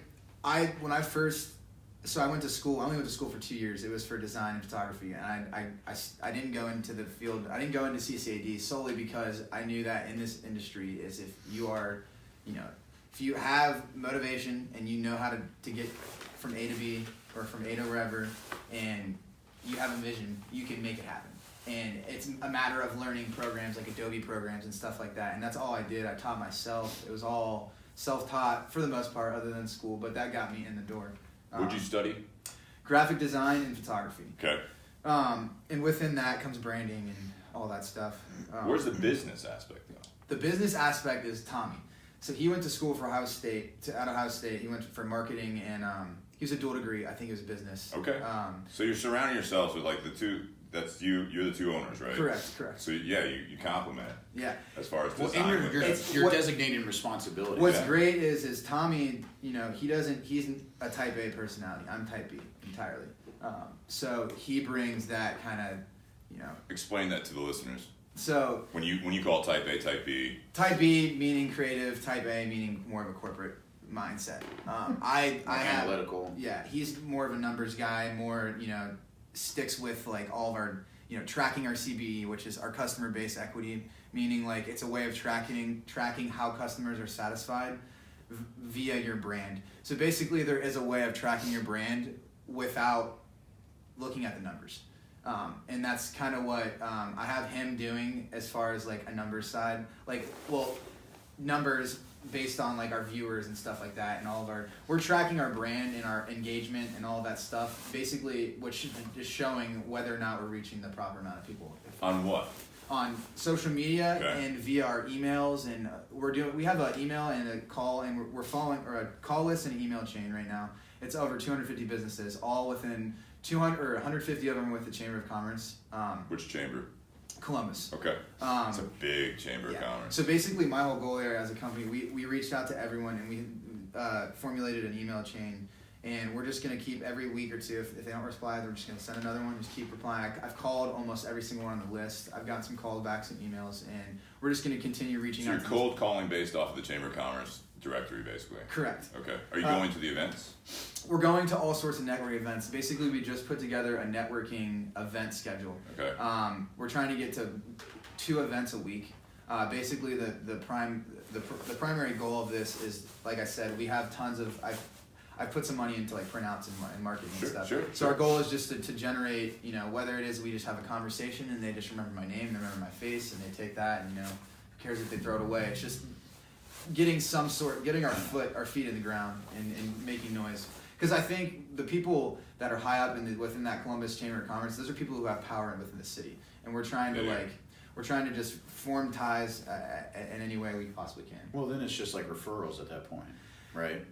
With this industry and what we're doing, it's like it just takes one big fish, and then they'll all come swimming. You know, then it's like not necessarily. I mean, we're still gonna have to continue pushing, but you get one big company on board, and they could pretty much fund you entirely, and then everything else is profits. You know, that's what you need to get by. So that's the strategy, is to get a whale. The strategy in the printing game is to have 3 to 6 big companies that you're either running their Shopify stores and sending out to their clients themselves and stuff like that. You're charging back-end fees for that, all that stuff. Yeah. Or, you know, like I said, like we just got in with Roll Bike Shop. Yeah, we just did great shop. I got a couple of their t-shirts I found on the move, by the way. We just did 90 shirts for their 3 stores here in Columbus. They did a test run, and then they have 47 stores across the United States. Wow. That they're probably still using American Apparel? No. Okay. I was gonna say I'm going back. I've got I got some old school. I think I donated one of them. It was like it said roll. It was like text, and I had another one with like a biker, like kind of on the chest, like kind of off. It was a cool print shirt, but like they've always had great marketing. So. I was gonna start laughing if you like said I'm not at liberty to say or something, some shit like that. Yeah, but we did that, and like you know you need to visit their stores and you'll find out. Exactly. Their management came in this week. They love the shirts. And they have 2 bike teams that want to print, and they also have, you know, these 47 other stores that we're potentially going to be printing these shirts for.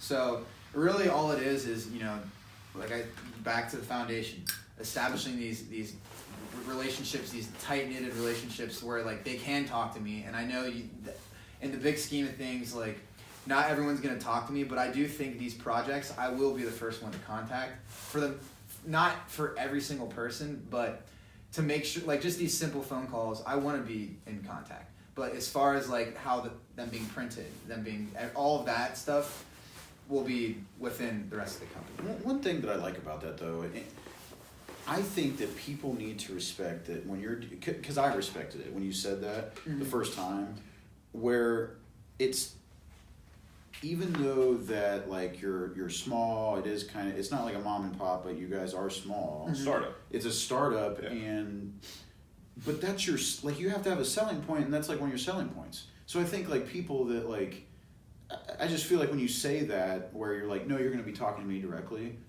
like that, I just feel like they need to respect that regardless. Yeah. It wouldn't be a business if you weren't saying like, I've seen what these guys do, and that's like, they're making all this money and that's great, but these are the things that they could help and or the things that they could work better on, and that's where I come in. Like we've done that. I've seen this shit go wrong, and now I'm doing this, and that's what you're going to get from me. You know what I mean? Like, and I think that's like a salesman aspect of it, but at least it's true, and if it's coming from a good place, then you know you shouldn't have to worry. Yeah, go ahead. There's always people who just don't even care about the whole customer service thing. They just want to get what they want. So you know you have those people too. So you know it's not for everyone. Supporting local businesses, supporting people like us isn't for everyone. I mean, and you know there's some people you can't convince, no matter how much you market, you talk to them. They just don't. They stick to their roots. They stick to what they know. So I mean that's half of it. You know, some people just won't convert.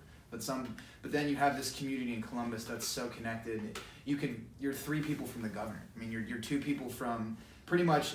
You can if you want to get in contact with someone in Columbus, you can. So it's really just a matter of how hard you work as a brand, and if you really want to get your brand out there, and you got to think bigger than Columbus. I mean, you got to start small, but you got to think about how your brand is going to be executing much further than just your local community, or you will die. Or it just, I mean, not for everyone, but for my brand, you will die. Well, if you're looking at growth, and I'll say this, because all I'm thinking about is my old networking days, you know, all this stuff, because I was involved in different chambers of commerce. So mostly, I did go to a couple Columbus events, but it's mostly like this suburban, you know, I was a member of the Hilliard Chamber of Commerce, Grove City, the Dublin, the Westerville. I was like, you know, I went to Worthington for a while, like a lot of the suburbs around Columbus, because they all have good, you know, most of them have effective Chamber of Commerce. I didn't realize you were so cultured, Steve. It's not culture, it's called working a different career.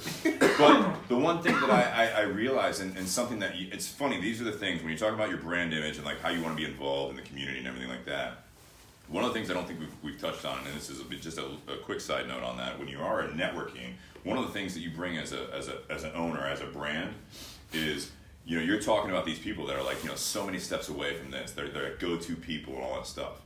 Well, that's a huge value to you, correct? So add that, if you're not already, add that to your quality to these networking groups. So when you are talking to someone, one of the rule of thumb that I had going into these networking events is not always, you don't just give them the sales pitch. You have all the supplies, you know, your flyers and your business cards, you have all of that stuff. But when you're talking to them, your biggest go-to, when I introduce, you know, when we're talking, say, you know, I'm with Tinderbox East and we're at a chamber event and all that stuff, and we're talking about it, you're like, you know, everyday printing. And I can say, because we have the community, I'd like to say at the cigar shop, this is a very practical, you know, scenario here, is that when I say that, I'm like, you know what, that's interesting. Like, you're in the printing, like, what all do you do? And you tell me, you know, like, you know, we do T-shirts, we're looking into doing this, we also do these, you know, the photography, the weddings, and, you know, we also, you know, I don't know, do you do promo stuff, like mugs and stuff like that, or just T-shirts? Not currently, but that is an extension we will be making. So you do T-shirts and all that stuff, and it's like, I'm looking at you and saying, I'm Tinderbox, or I was the moving company at the time, or I'm a company whatever. Yeah. But the takeaway from that, you know, for me, and it is, if you're being honest with yourself, and this is your genuine goal, is that you want to be part of that organization, that community, is that now you're becoming that go-to person. And so, like, when I'm talking to you and I say, you know, you don't even try, the whole conversation is basically I'm telling you about, like, yeah, the first thing is, what do you do? And you tell me you're doing T-shirts and all that stuff. Well, I think that it speaks volumes for me and the brand image that we have, as far as, say, it is the Tinderbox, even though you don't smoke cigars or anything like that, right? But the big takeaway there for me is that if I can provide value to you, and I'm the one asking you questions as far as, you know, the T-shirts, and I'm like, you know what, okay, so give me your information, because I think I might run into that. We have a lot of customers coming through and a lot of conversations in the cigar shop and everything like that, and I've got a lot of small business owners, and a lot of them have their logo stuff. I don't know who they're using, but you know what, like, you have a couple extra cards. I don't want to, like, you know, bust your load of cards right now, but can you give me some of those, because give me 5 or whatever, so I can have them at the shop. So that if I have anyone, I'll kick them your way and see if they're looking for T-shirts, or if it comes up, I'll do that. And then all of a sudden you get a call, and it's like, yeah, I was giving your name from Steve at the Tinderbox. Like, I'm a locker member there, you know, and all that stuff. And I've been looking. He's saying you do T-shirts, and he was really happy with what you did for the Smoking Ten event. Yeah.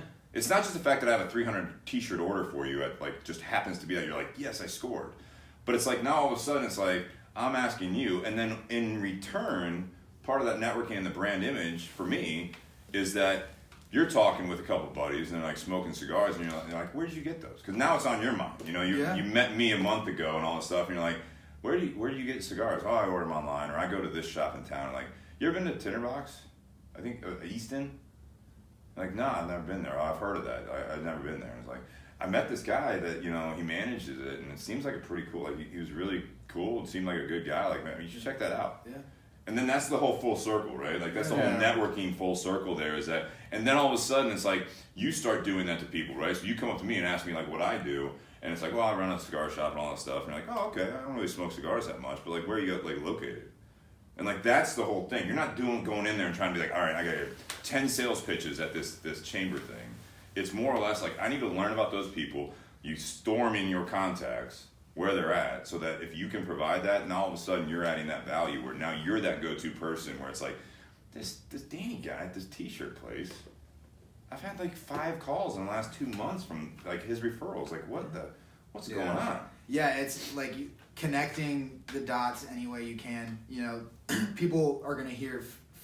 I don't know how big the events are, or whatever event you're at. Say it's 100, 250. You're gonna hear 200 other people potentially do a pitch. So, like, connecting with them much further than just your service. and showing them that, hey, I'll do a little bit of, marketing for you, or I'll do a little bit of something for you, even if it doesn't end up. It's just like you said, it's the cycle. It's your takeaway, right? It's your value that you bring to this. You don't get a job, but you could get a job. But if you unload on me, like in a networking event, and it's like, I feel like we've been talking now for, going on an hour and 45 minutes, but it's like, just met you tonight, and it's like, you seem very genuine.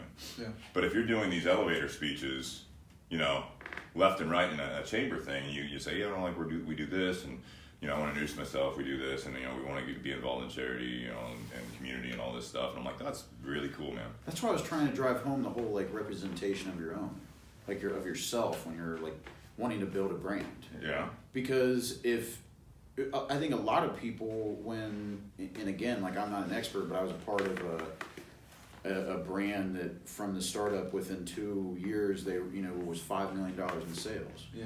So it's like being a part of that and being the creative mindset behind that and doing the video and the photography and everything, seeing the different, the avenues and the aspects and basically having my boss wanting to surround himself with young minds that are eager, driven, right.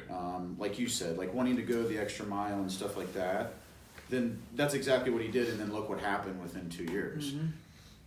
I think the problem that happened though is when you get like that, you can't just roll through people where it's if you have Danny and Hunter taking pictures and you have certain revenues, even though that you and Tommy are, and I'm not trying to give you advice, I'm just saying if I was in your shoes, yeah, it's if you and Tommy need to be taken care of first, and then the investment of the printing press and all the stuff that you've invested thousands and thousands of dollars in, right. That's taken care of, but it's also about taking care of the people that have a good heart, that's got your back, the ones that represent you from a day to day. Because as soon as you piss them off, it's gone. And you're small, it's done. Yeah, you have to, the people that you bring in early, hopefully are the people that stay when you build your brand. That's ideal. It's not how it always works. But yeah, those people that are around, you do have to, and that come in, like in this case, Hunter and Daniel, who are putting in the hours and doing these things when, there's not a lot. You have to recognize that, and you do. And I know there's goofballs. I'm sure that they're, you got to keep them on track. Yeah. But they're always got your back. Yeah. I can tell the community within. That's like I said. That's all I try to create. I want when you come to work, the brand. When you come to work every day, it's fun. You're enjoying yourself, but there are things getting done. Right. And there is the separation of business and friendship. We do have that separated, and you have to. And that's another thing. When you get so close and you get so tight knit, it's hard. You start to reach those things that you weren't even dealing with prior to, and but that's a part of it, man. I mean, all of it's a part of it. Do you have a mission statement? We do. What is it? So it's so rough, and basically the mission statement is to I don't know exactly off the top of my head, but it has to do with community and breaking the barriers between local and corporate printer, based off everything that I've been saying today. Yeah. Because I'll say that because if you have a mission statement, if you have a company brand or brand identity, right. that's one of those things. If you have and again, this sounds super corporate, but if you have a mission statement, you have core values. Because I'm coming from a franchise system prior to Tinderbox, right? That had all these things, and you're coming in, you're entry level, and you're like, all right, yeah, cool, it sounds all good and everything like that. But at the level you're at, if you can establish that, those are those golden rules as far as when it comes down to it. If say you do have friends, that you hire on like you have, or you've involved in the business. One of the core things is customer comes first. The whatever it might be, internal, external customers come first. Business comes first, and you want to have a good time. Brainstorming. It's we want to have a good time and we want to enjoy work. But when it comes down to it, the business comes first within these parameters or whatever. So that's one of those conversations where you can actually have with a friend and be like, dude, hey, I like you, we're friends, but you're not fulfilling what we're doing as a brand, because that is your livelihood at that point. So it's it's not a us versus them mentality, but it's kind of hey, I need you to do this because we were brought on because we knew each other, and you have this skill set, and you were behind the brand based on this. And they might even roll their eyes if it's that far gone, right, far down that road. But it's like core value number 2 is this. And if you live and die by those things, and they're based off of your brand, based off of you and your partner, of what you guys agree upon, that shit will never change. You can maybe add or tweak it, but those core values are actually, I think, a very sometimes overused corporate thing. Mm-hmm. Like we've been talking about that. But when it comes down to the brand from top to bottom, the consistency of your employees and your product and what you're trying to do, the community service should be one of those. Mm-hmm. The charity aspect should be a core value. Give back to the community is a core value of yours. That should be whatever number on the list. Mm-hmm. And that should be, something that there are a lot of companies that will actually, you can print, you can print it on there, where it's on a wall as you walk in, or if you're like, I got a conference room at some point, this shit's on the wall, so it's very, very transparent, very apparent to anyone walking in the room that you can always refer back to. It's like, look, man, you have the friends and all that stuff, but this is what we're doing, and I need you to be behind this. And if you're not, then we go different ways at some point, or you need to find something that's better suited, because our core values, our mission statement of what we're trying to do here by providing excellent service, by being there for the customer, by returning phone calls, by providing to the community and doing these charity events. You didn't want to go out when we had this company outing where we went to the soup kitchen or whatever it might be. We built a house, everyday printing, everyday design, and you did this, and you weren't there. Yeah. This is important to us. It may not be important to you, and it might be that you don't believe in it, but we do, and this is what we need from you. Yeah. Like all of these things that people don't even think about when it comes to you can't function as a company or a brand. You can't function, and you can, but you're bound to run in circles. You're bound to take twice as long or fail. If you don't identify your reason. That's what they say in life. You gotta identify your purpose. If you don't identify your purpose as a company, how do you? If you don't even know your purpose within yourself, how do you expect your company to do anything? That's what I'm saying. This translates. I feel like. Yeah. That was my hard thing. Sorry, Steve. No, go ahead. No. You're good. Well, no, that was my hard thing with just this podcast, and we're no means, where we're selling a bunch of merchandise, but I think we're on that verge, and that's what we're trying to do. But that's one big thing that I argued with Steve is the purpose, just because I didn't want to, I'm kind of like you, where even though that you seem like you got it figured out, and you you have the control, you want things done, mm-hmm. You have a vision, right? Where I don't think that this is something that is scalable, and I say that a lot because it's something that can vary from week to week based on our viewers, right? And it can vary between reasons of, it's freaking cold out and no one's smoking cigars outside and no one wants to sit outside and have a glass of whiskey, or, because most people can't smoke inside, or it's, it's a holiday or something like that. And we went back and forth, and, obviously Steve was right about it, but it's what is your purpose? And my light at the end of the tunnel was I just didn't want to think about it, because I just assumed, because of who we were, of the guys that we are and the men that we are, that that's already spoken for, and how we speak, right, and what we do, and how we portray ourselves on the show. But as soon as he started, it almost scared me to a point, because it's I'm not, like you said, type A, type B. Yeah. I don't think like that, because I'm already assuming that the creative side will take over the scaling of it. You know what I'm saying? That was kind of jumpy, but... No, sometimes that does happen. Sometimes, you were saying, I don't know, before the podcast, where people can just, become famous. They can just do nothing.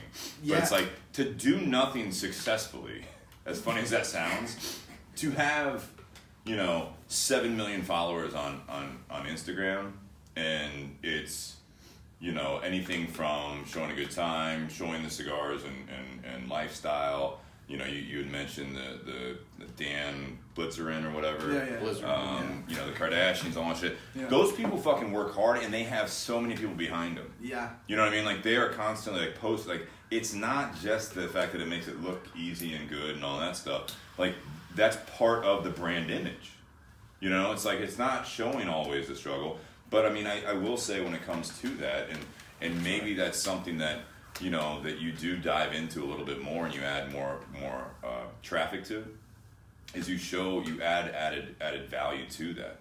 You know, we've tried to do it with the podcast a little bit. I try to do it with Tinderbox. That's one of the things that I think some businesses, especially that have that strong, you know, leadership as far as that goes. I think of, we've talked about it before, that Andy Frisella does the MFCEO. He owns First Form. I think he owns some other businesses, but the ones he really pushes, he shows behind the scenes stuff. He shows, you know, the spotlight on employees. He shows like some of the morning meetings and stuff like that. It's almost like you're giving people a window into the identity of the brand.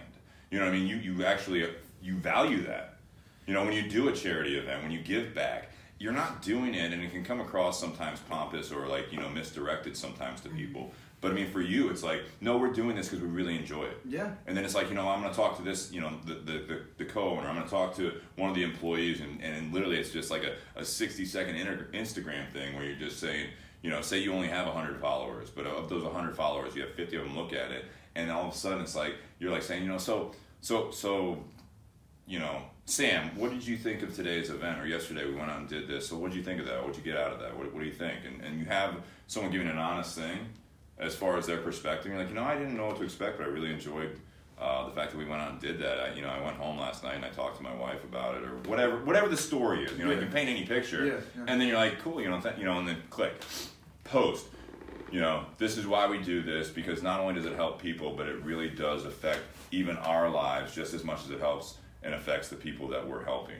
And it's just, that is, if it's genuine, and it sounds like talking to you with your business idea, that is, you brought that up several times. Yeah. And that's something that will translate to people, and it's like, it's not, it's the overall purpose is to, it's on your business page, you want them to fucking buy t-shirts from you. Yeah. Like, if not, you're just doing a normal social, like, that's the whole thing. Yeah. You know, like, we talk about, like, Eric Espinosa in this industry, where it's something like, he flat out tells people, he's like, no, you know, I blend cigars because I want to do stuff that I like. But when it comes down to it, I want to make cigars for people that like them. Mm-hmm.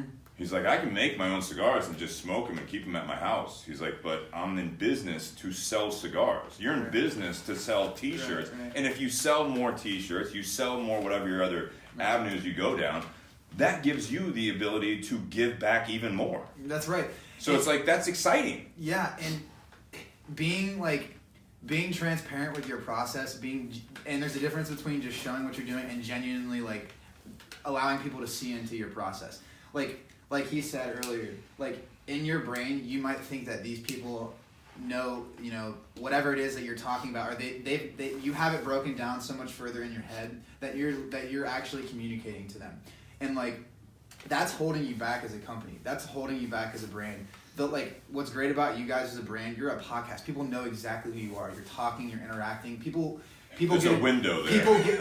People get a chance to like listen to you talk. Like, I think every company should have, maybe not a podcast, but somewhere where you can see people who are working within the company talk about what is going on. Talk, even if it's a 30-second clip about this project, and then there's a snippet of the project at the end, or whatever it is. You're gonna die as a brand if you're not fully transparent. If you feel like in your brain you're holding something back, like if you're not like people, like these social influencers, like they're connecting to these people, whether it's stupid and they think they're some sort of social influencer and they think they have some sort of impact. These people are reading these long captions about their life experiences, and they're taking something from it and they're liking it. They're following because they relate to it. So the more that you can relate to people and you can connect those dots outside of your services, the easier it's going to be for them to want to like actually work with you. Because like, no shit, you can go find what I do anywhere. There are 500 million people who do exactly what I do, but it's just a matter of like whether or not they're getting to your brain, if they're communicating, if they're being transparent, you know, if they're showing. If the products are the same, it's cost effective, even if it's like not even the cheapest, right? You know, like when you get bids to, you know, the old rule of thumb is that you get 3 bids on stuff. You know what I mean? Like you do it with the new house. It's like if I'm gonna put a deck on the house, I'm going to probably get 3 bids unless I know a guy that knows a guy that they're all going to come over and help, and I got to pay them in beer. Hopefully the boards are straight at that point, and they all measure up. But when you're doing stuff like that, people buy from people they like. You're right, absolutely. There are tons of T-shirt designers. There's tons of printers out there. Tons. There's the embroid me's, and like that they'll do printing. Yeah. But there's established things, there's franchise ones, all that stuff. But when it comes down to it, it is your brand identity, and that's what I like about you, Danny, is that you're doing all of this and you're talking about it. But it's like, to go back to your point, if you have an idea and you don't put it into practice, you don't do something about it, and people don't know about it, it's never going to go anywhere. So that's the whole thing, is that's the age we're in right now, is that you have to do that. The big companies that are involved, that sponsor, like Dr. Pepper gives away like $100,000 scholarship if you make the most footballs in that little Dr. Pepper can, and there's two kids that have never thrown a football, in their fucking life, and they're throwing it like they're chest passing it in there, and everyone's like, oh, whatever, and then it's like, that girl's making like 90% of them, oh my God, and all of a sudden she has her fucking school paid for, and Dr. Pepper has a write-off, and also it's like, I'm kind of thirsty, I just saw Mountain Dew, a Coke, and a Dr. Pepper, I might try that Dr. Pepper just for it's in my mind. So it's self-serving in so many ways that your business does better, hopefully, but at the same time, you got a major kick out of it as an owner of a company, that I was able to give some student $100,000 to pay for their school. I have the opportunity to do that because I've been successful doing all this, and I've shared the journey. I think that's the age that we're in. Yeah, it's. Go ahead. Well, if you were gonna say something to his statement, go ahead. I was just saying how it's amazing how it's like, the reason I do what I do is truly because I love it, and I see the potential to grow it, and then translate what I've grown into giving, like providing opportunity, and doing all these things that you think are unrealistic. Like, all the things that I want to do seem so unrealistic, but when you just have an agenda, your time management's there, and you have clear goals, all this, it's possible. I mean, anything is possible. Like, there's no excuse to not reach these goals. I mean, time is in your favor. I mean, you got all the time in the world. I mean, you just got to utilize it and understand, be realistic, and when something isn't working, get on to the next thing. Don't spend too much time forcing, if it doesn't come to you naturally, and then again, you have you're not always going to do things you love. You're not I'm not going to always, some t-shirts I print, I'm going to hate the design. I get it. You don't like the smoking tenement one, that's fine. Whatever. It's fine. No, it's just one, maybe once a year contract, whatever. There's things that you have to do that you're not going to like, but if you do what you love, and you find yourself doing it 9 times out of 10, you're going to be successful, and you're going to do everything you can at the end of the day to make sure that how it's operating is done properly. I mean, it's pretty much. I got 3 questions. 2 of them are really quick, and I either want a yes or no, maybe one explanation. That's for Danny. Yeah, for Danny. Okay, sure, let's go. So, how old are you? 22. Love it. It's crazy. I love it. No, it's great. It's amazing. Great head on your shoulders. It's amazing. You wouldn't have guessed 22, would you? Yeah, you're younger than me. That's the first time we've had someone on the podcast younger than me. I would have. No, you're right. I mean, and again, you're all bundled up. You know what I mean? It's one of those things. You had a hat on, I think, when you came in and all that stuff. I wouldn't say 22, but I mean, I wouldn't be surprised if you said, mid-20s, and I also wouldn't be surprised, not based on, and again, the great lighting in my garage, but it's like, first impressions, you could be in your mid-20s, or I'd say early mid-30s.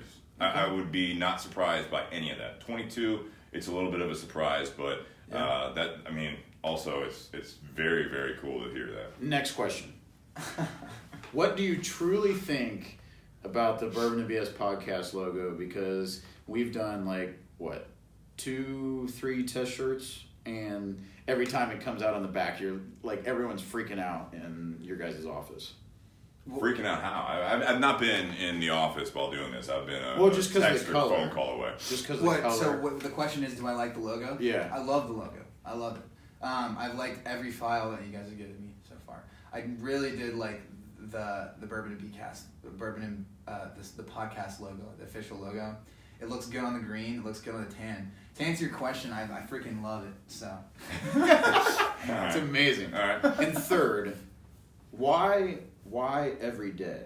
What's the significance there? Yeah, the brand name. So it's funny. We came up with tons and tons of names, and this one kind of just hit home for me, solely because like every single day we wake up with the same goal. Like I wake up every morning and I know exactly what my goal is in life. Like I know exactly what I'm trying to get done. I have it written down. I have something in some For that sort. day, or you're talking about it's the same every day?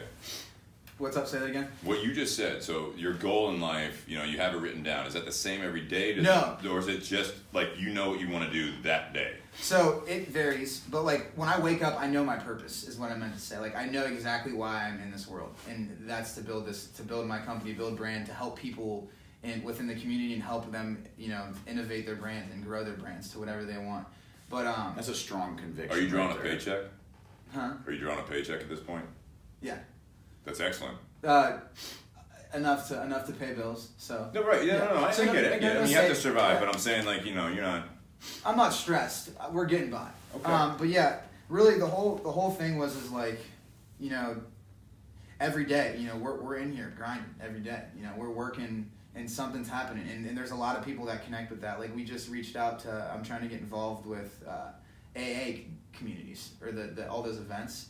And thinking about when these people get like their 30-day clean or their whatever, they get that coin. Yeah. Why don't they get a T-shirt? Why don't they get something every day? It's a struggle. You're fighting every day. Like that. I just feel like every day can relate to a lot of people, and I think the name is catchy itself. That was the main reason why. What kind of T-shirt would you give an AA member? Because obviously, one of those things I'd say with that, you'd have to have something that's a little more vague, right? You know what I mean? Yeah, they're proud of it, but It would have to be. That's the whole thing about the coin thing is that you can have it in your pocket, and if someone's in the same boat as you, if you will, like you can share that. Yeah. You know what I'm saying? But it's not something you like pin on your shirt that I'm, this many months or this many years sober. Some people do talk about it a lot, but it almost like I'm envisioning like a T-shirt that is a saying, as far as based on something simple. because they have their steps, right? You know what I mean? They have their mission statement. They have all that stuff. So it's like, can you do like a catchy phrase for something like that? A lot of people that are in that stage in their life, I feel like, are proud to say that they're fighting this. Like if you're going up and you're raising your hand and like saying that I've been clean for this long, like you're already giving yourself up. Like I literally do not care. Like it's about this. I'm about getting clean, and I feel like that's something that they would represent and wear without even really. But I get what you're saying. Like some people probably wouldn't want that. No, but I can actually. I'm not like my wheel to turn a little bit. Mine too. With your everyday name, you can incorporate that. You know what I mean? If you're sponsoring certain groups or whatever, you can be something about like every day is a win. Every day is this. Exactly. Every day is some sort of saying that they can wear a T-shirt. And people be in the grocery store and they see him wearing this T-shirt and it's like every day is a win or whatever. Every day is what, like say that. You're walking through there like, I like that shirt, like what is that, like where is that from? And it's almost like then they could, if they feel comfortable, then they can share that. They can be like, well, actually I'm involved in AA and so I'm 5 months sober, 5 years sober, and like this is my T-shirt. You just gave me the My first look, every day is a win, that's- or my He's Jake win the day, if you ever knew that. yeah. My first slogan was like fighting clean every day, Yeah. with like 2 fists on the side. Yeah, I think So it's like back to Yeah. like it just connects like every We'll day. do a brainstorm session after the podcast. there's millions of T-shirts that come out of every podcast. I'm just gonna say we've never done any of them, but we need to. Yeah, Go it's, back and listen to ourselves. it's easy. It just feels right every day. It felt right as soon as it rolled off my I like tongue. it. It just, and the only thing that I really do, which we might switch, is becoming everyday productions or everyday, everyday agency or creative agency, because Especially if it's a one-stop shop. we market, like we do more than design and printing, we do all these things, but sometimes it will sway away people who are solely coming for Just everyday design. Yeah. Just shorten the printing part. That's just part of your services. Everyday design. I just feel like, so the reason I even put the reason printing is design and printing are there is mainly because printing. That's their main service. Like that's what we've spent $30,000 on. We need to make sure like people know that we do this. Yeah. But also, like we can do a wedding for $5,000 in one day, and You go out and shoot it and video it. Yeah, and all that stuff. we shoot videos. We can shoot a video for a wedding video and photography, 250 photos, a 4-minute video, and we can get it to you within 7 days. And that's $5,000. So if you put that in perspective, say we get 2 or 3, say we get a video gig a week or 2 video gigs a week, and like you do that math. Wedding or product shoots. We do like I'm working with a CBD company. We're doing product shots for 7 products they're about to release. We're doing. Locally? Local.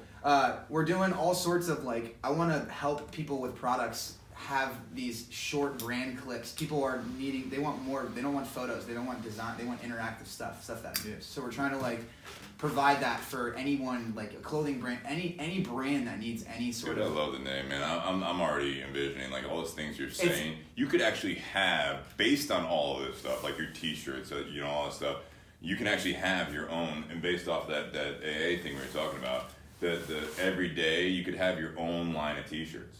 You could have your own creativity where it's like you have like these things that it could translate to so many things where it's just like that whole thing every day win the day every day. People would wear every day on their chest. Oh, dude, yeah. They would. Like ultimately, we could sell every day on a chest. That alone would sell, and we're getting there. We're getting to that point where we're. Yeah, it's everything. Like purpose every day, win every day. All these like inspirational things. The mindset that you have. You just said it on the Facebook Live on the podcast of that. You wake up every morning and you know your purpose, and that's where you came up with the everyday thing. Yeah. So it's like not only are you doing all these services, but also you can actually provide your own brand image on your own T-shirts that you have your own Shopify or whatever it is, and somehow that gets through. When you build up your social media following, not only are you doing all that stuff, but then all of a sudden people are buying your own T-shirts, and you're just like, I can't, like, we just got another 50 orders, for everyday purpose, everyday whatever, it's you have a lot of things because you're printing them yourself, so there's no middleman. No, there's none. That's like, it's amazing. The margins they're insane. It's not even money. Which is good for business. It's not even that we're money driven. But it's just like there's just endless amounts of opportunity. Well, if you need to hold your next corporate meeting or whatever your company meeting in the garage for Bourbon and BS, we'll be happy to facilitate your next creative session. That'd be cool, dude. That's a new. We're gonna rent. I was trying to get Danny here. I'm gonna rent out the garage so I can write it off for the Bourbon and BS podcast for company outings, like smaller businesses, startups. We could crack some bottles, light some cigars. I would have no problem with having a brainstorming session with you guys and giving you a little insight on how we work. It's easy. Yeah, I love it. Yeah. Well, going forward, I just want to say first off, thank you, Danny, for coming out here on this cold night. Absolutely. We scheduled this, a couple weeks ago, and it's been awesome. But starting off our closing remarks, it's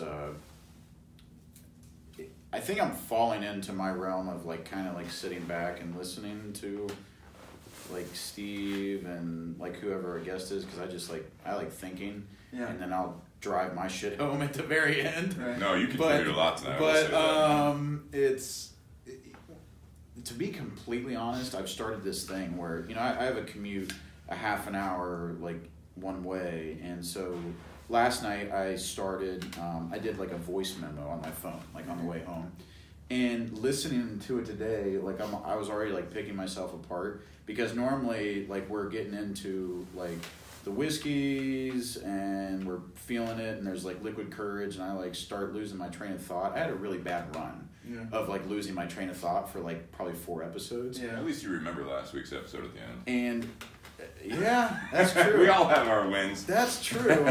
I don't try to give a dig to Steve, but last night I was wanting to kick him under the table. And Last week, yeah. Yeah, I was all right, we can't safe word. Strawberries, come on. Technical difficulty. Dustin! Yeah, exactly. And the feet! We're done. Exactly. Oh, sorry guys. But so I did a 20-minute voice memo on my idea of what is your brand, and I was thinking about me personally, if I wanted to start a distillery or do a cigar / whiskey bar and stuff like that, I think about, I go into that creative mindset like yourself, Danny, where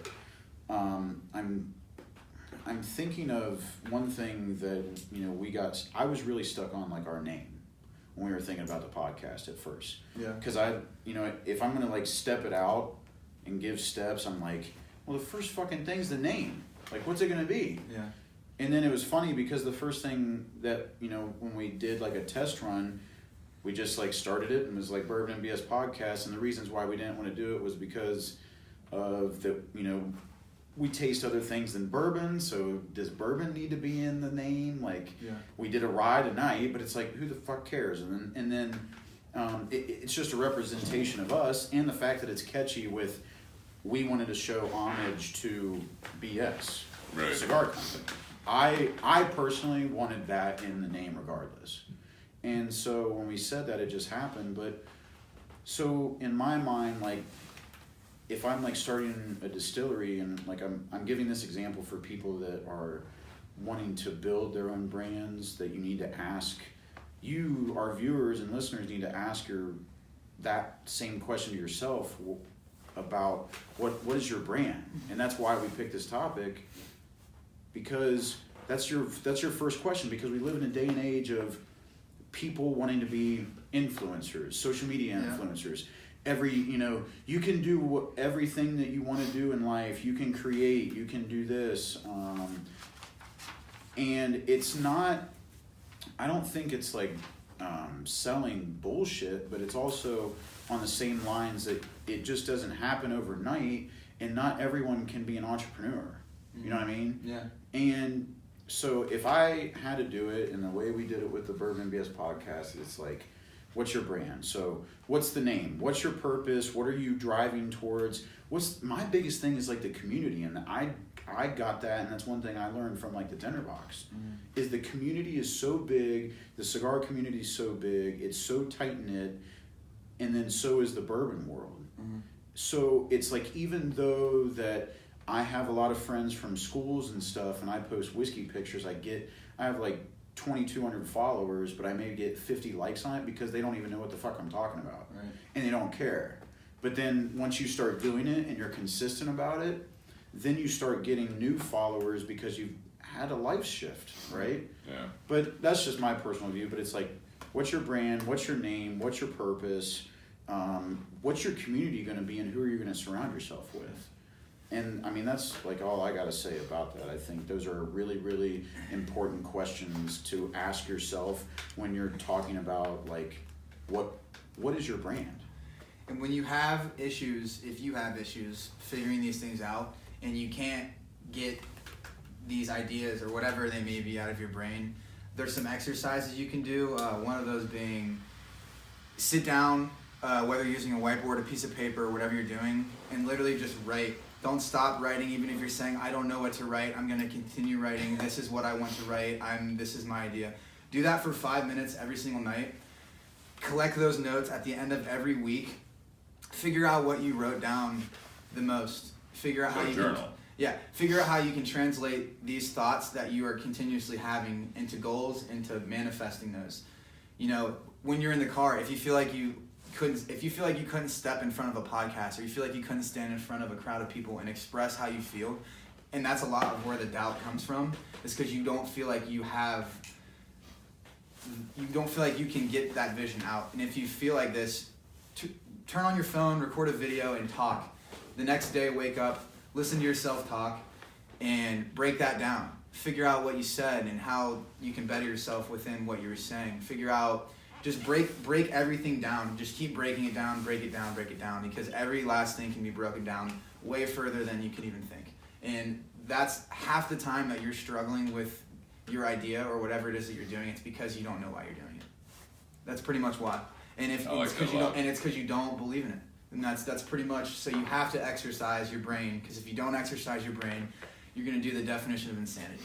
Or you're scared. Do the same thing over and over again, and you'll never get out of that stage that you're in. You're going to be doubtful. You're going to feel like your brand's not going to succeed because you have these emotions built up inside of you. I think a lot of people stand in their own way.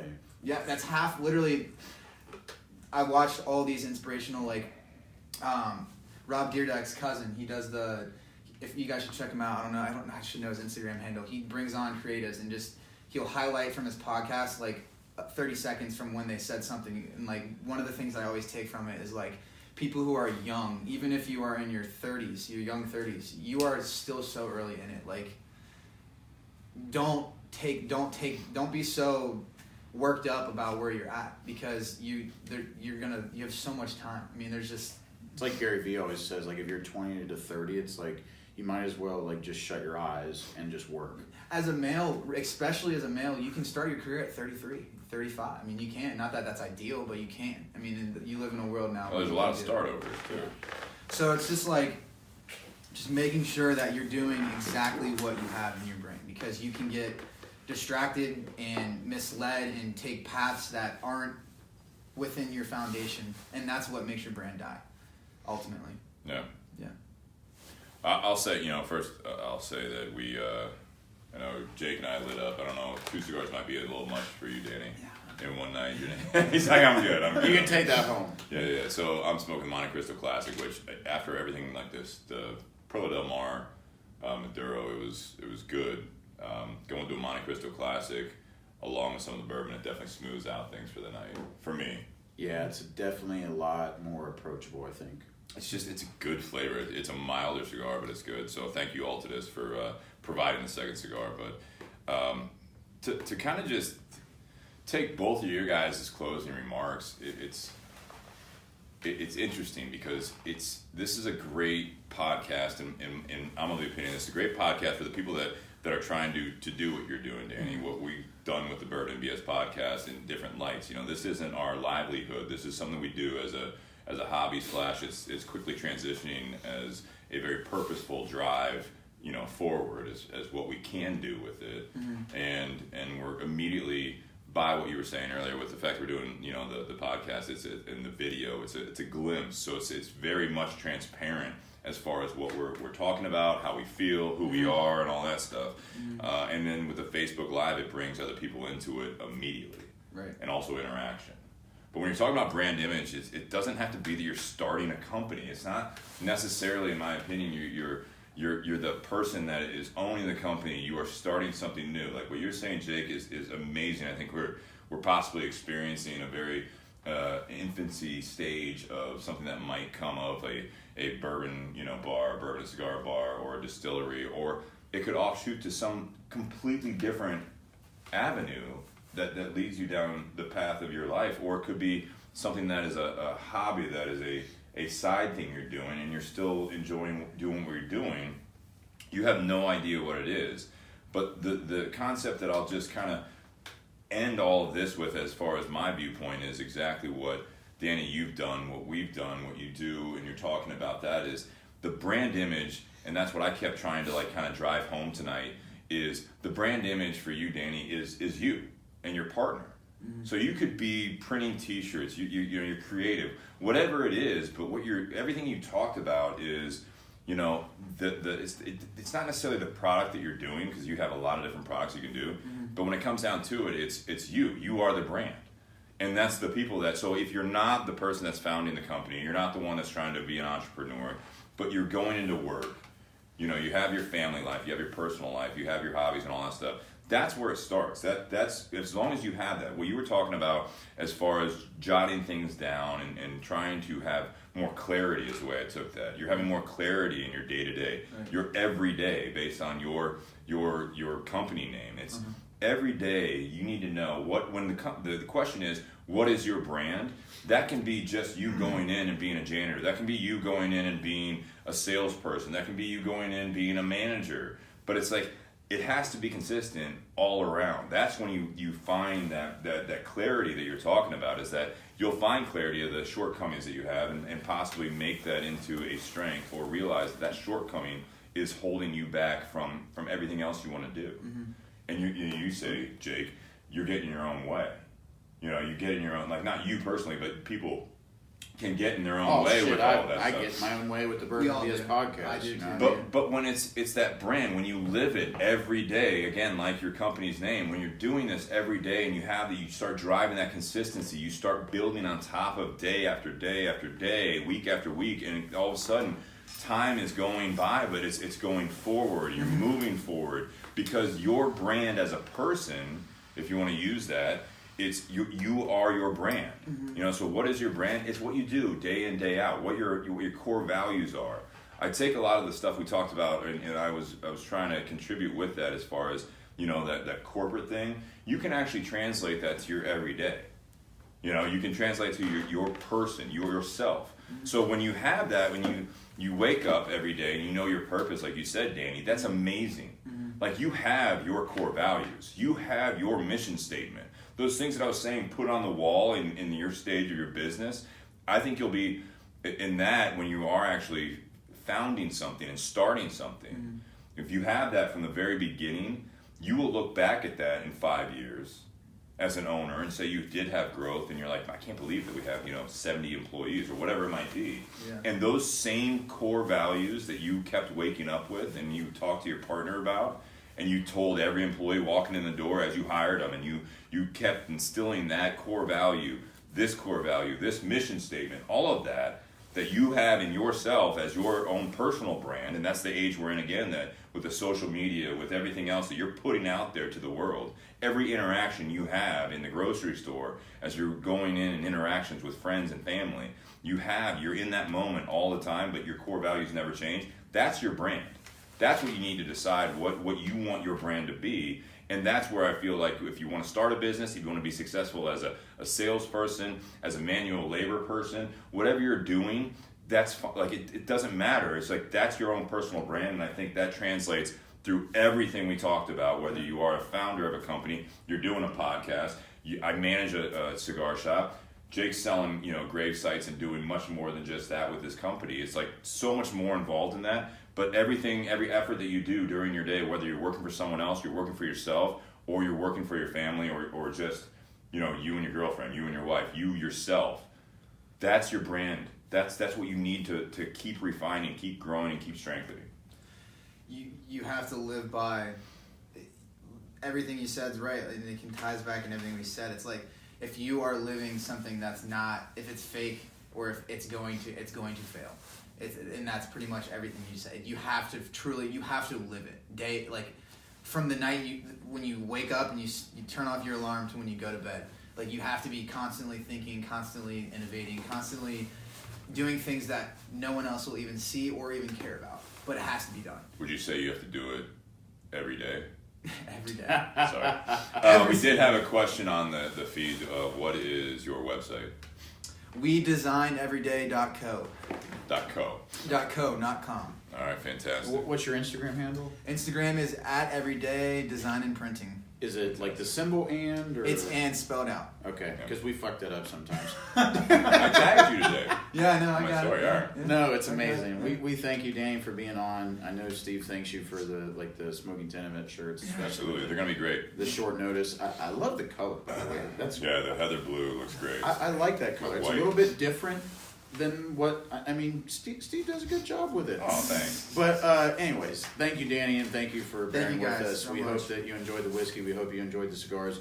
Thank you, Tinderbox Edison, for providing the Perla del Mar, Maduro, and thank you, yes. Thank you, Altadis Cigar Company, always with the Montecristo Classic series. Great cigar, and we're about to light up a BS Cigar Company. Thank you, Brian and Steve, for making an amazing cigar. And you can get those at the Tinderbox at Easton. And remember, there's 30 tickets left. We have an exclusive size at the 10 event of the BS Silver that we worked on. Wow, you're letting it out right now. That's it, man. You heard it exclusively. You heard it right here. Event only. First event only from the Bourbon and BS podcast. Thank you, everyone, for tuning in. Happy Whiskey Wednesday. I'm going to go enjoy my birthday. Me too. I'm going to enjoy your birthday. I know, I figured. Cheers, everyone. All right, cheers. See you guys.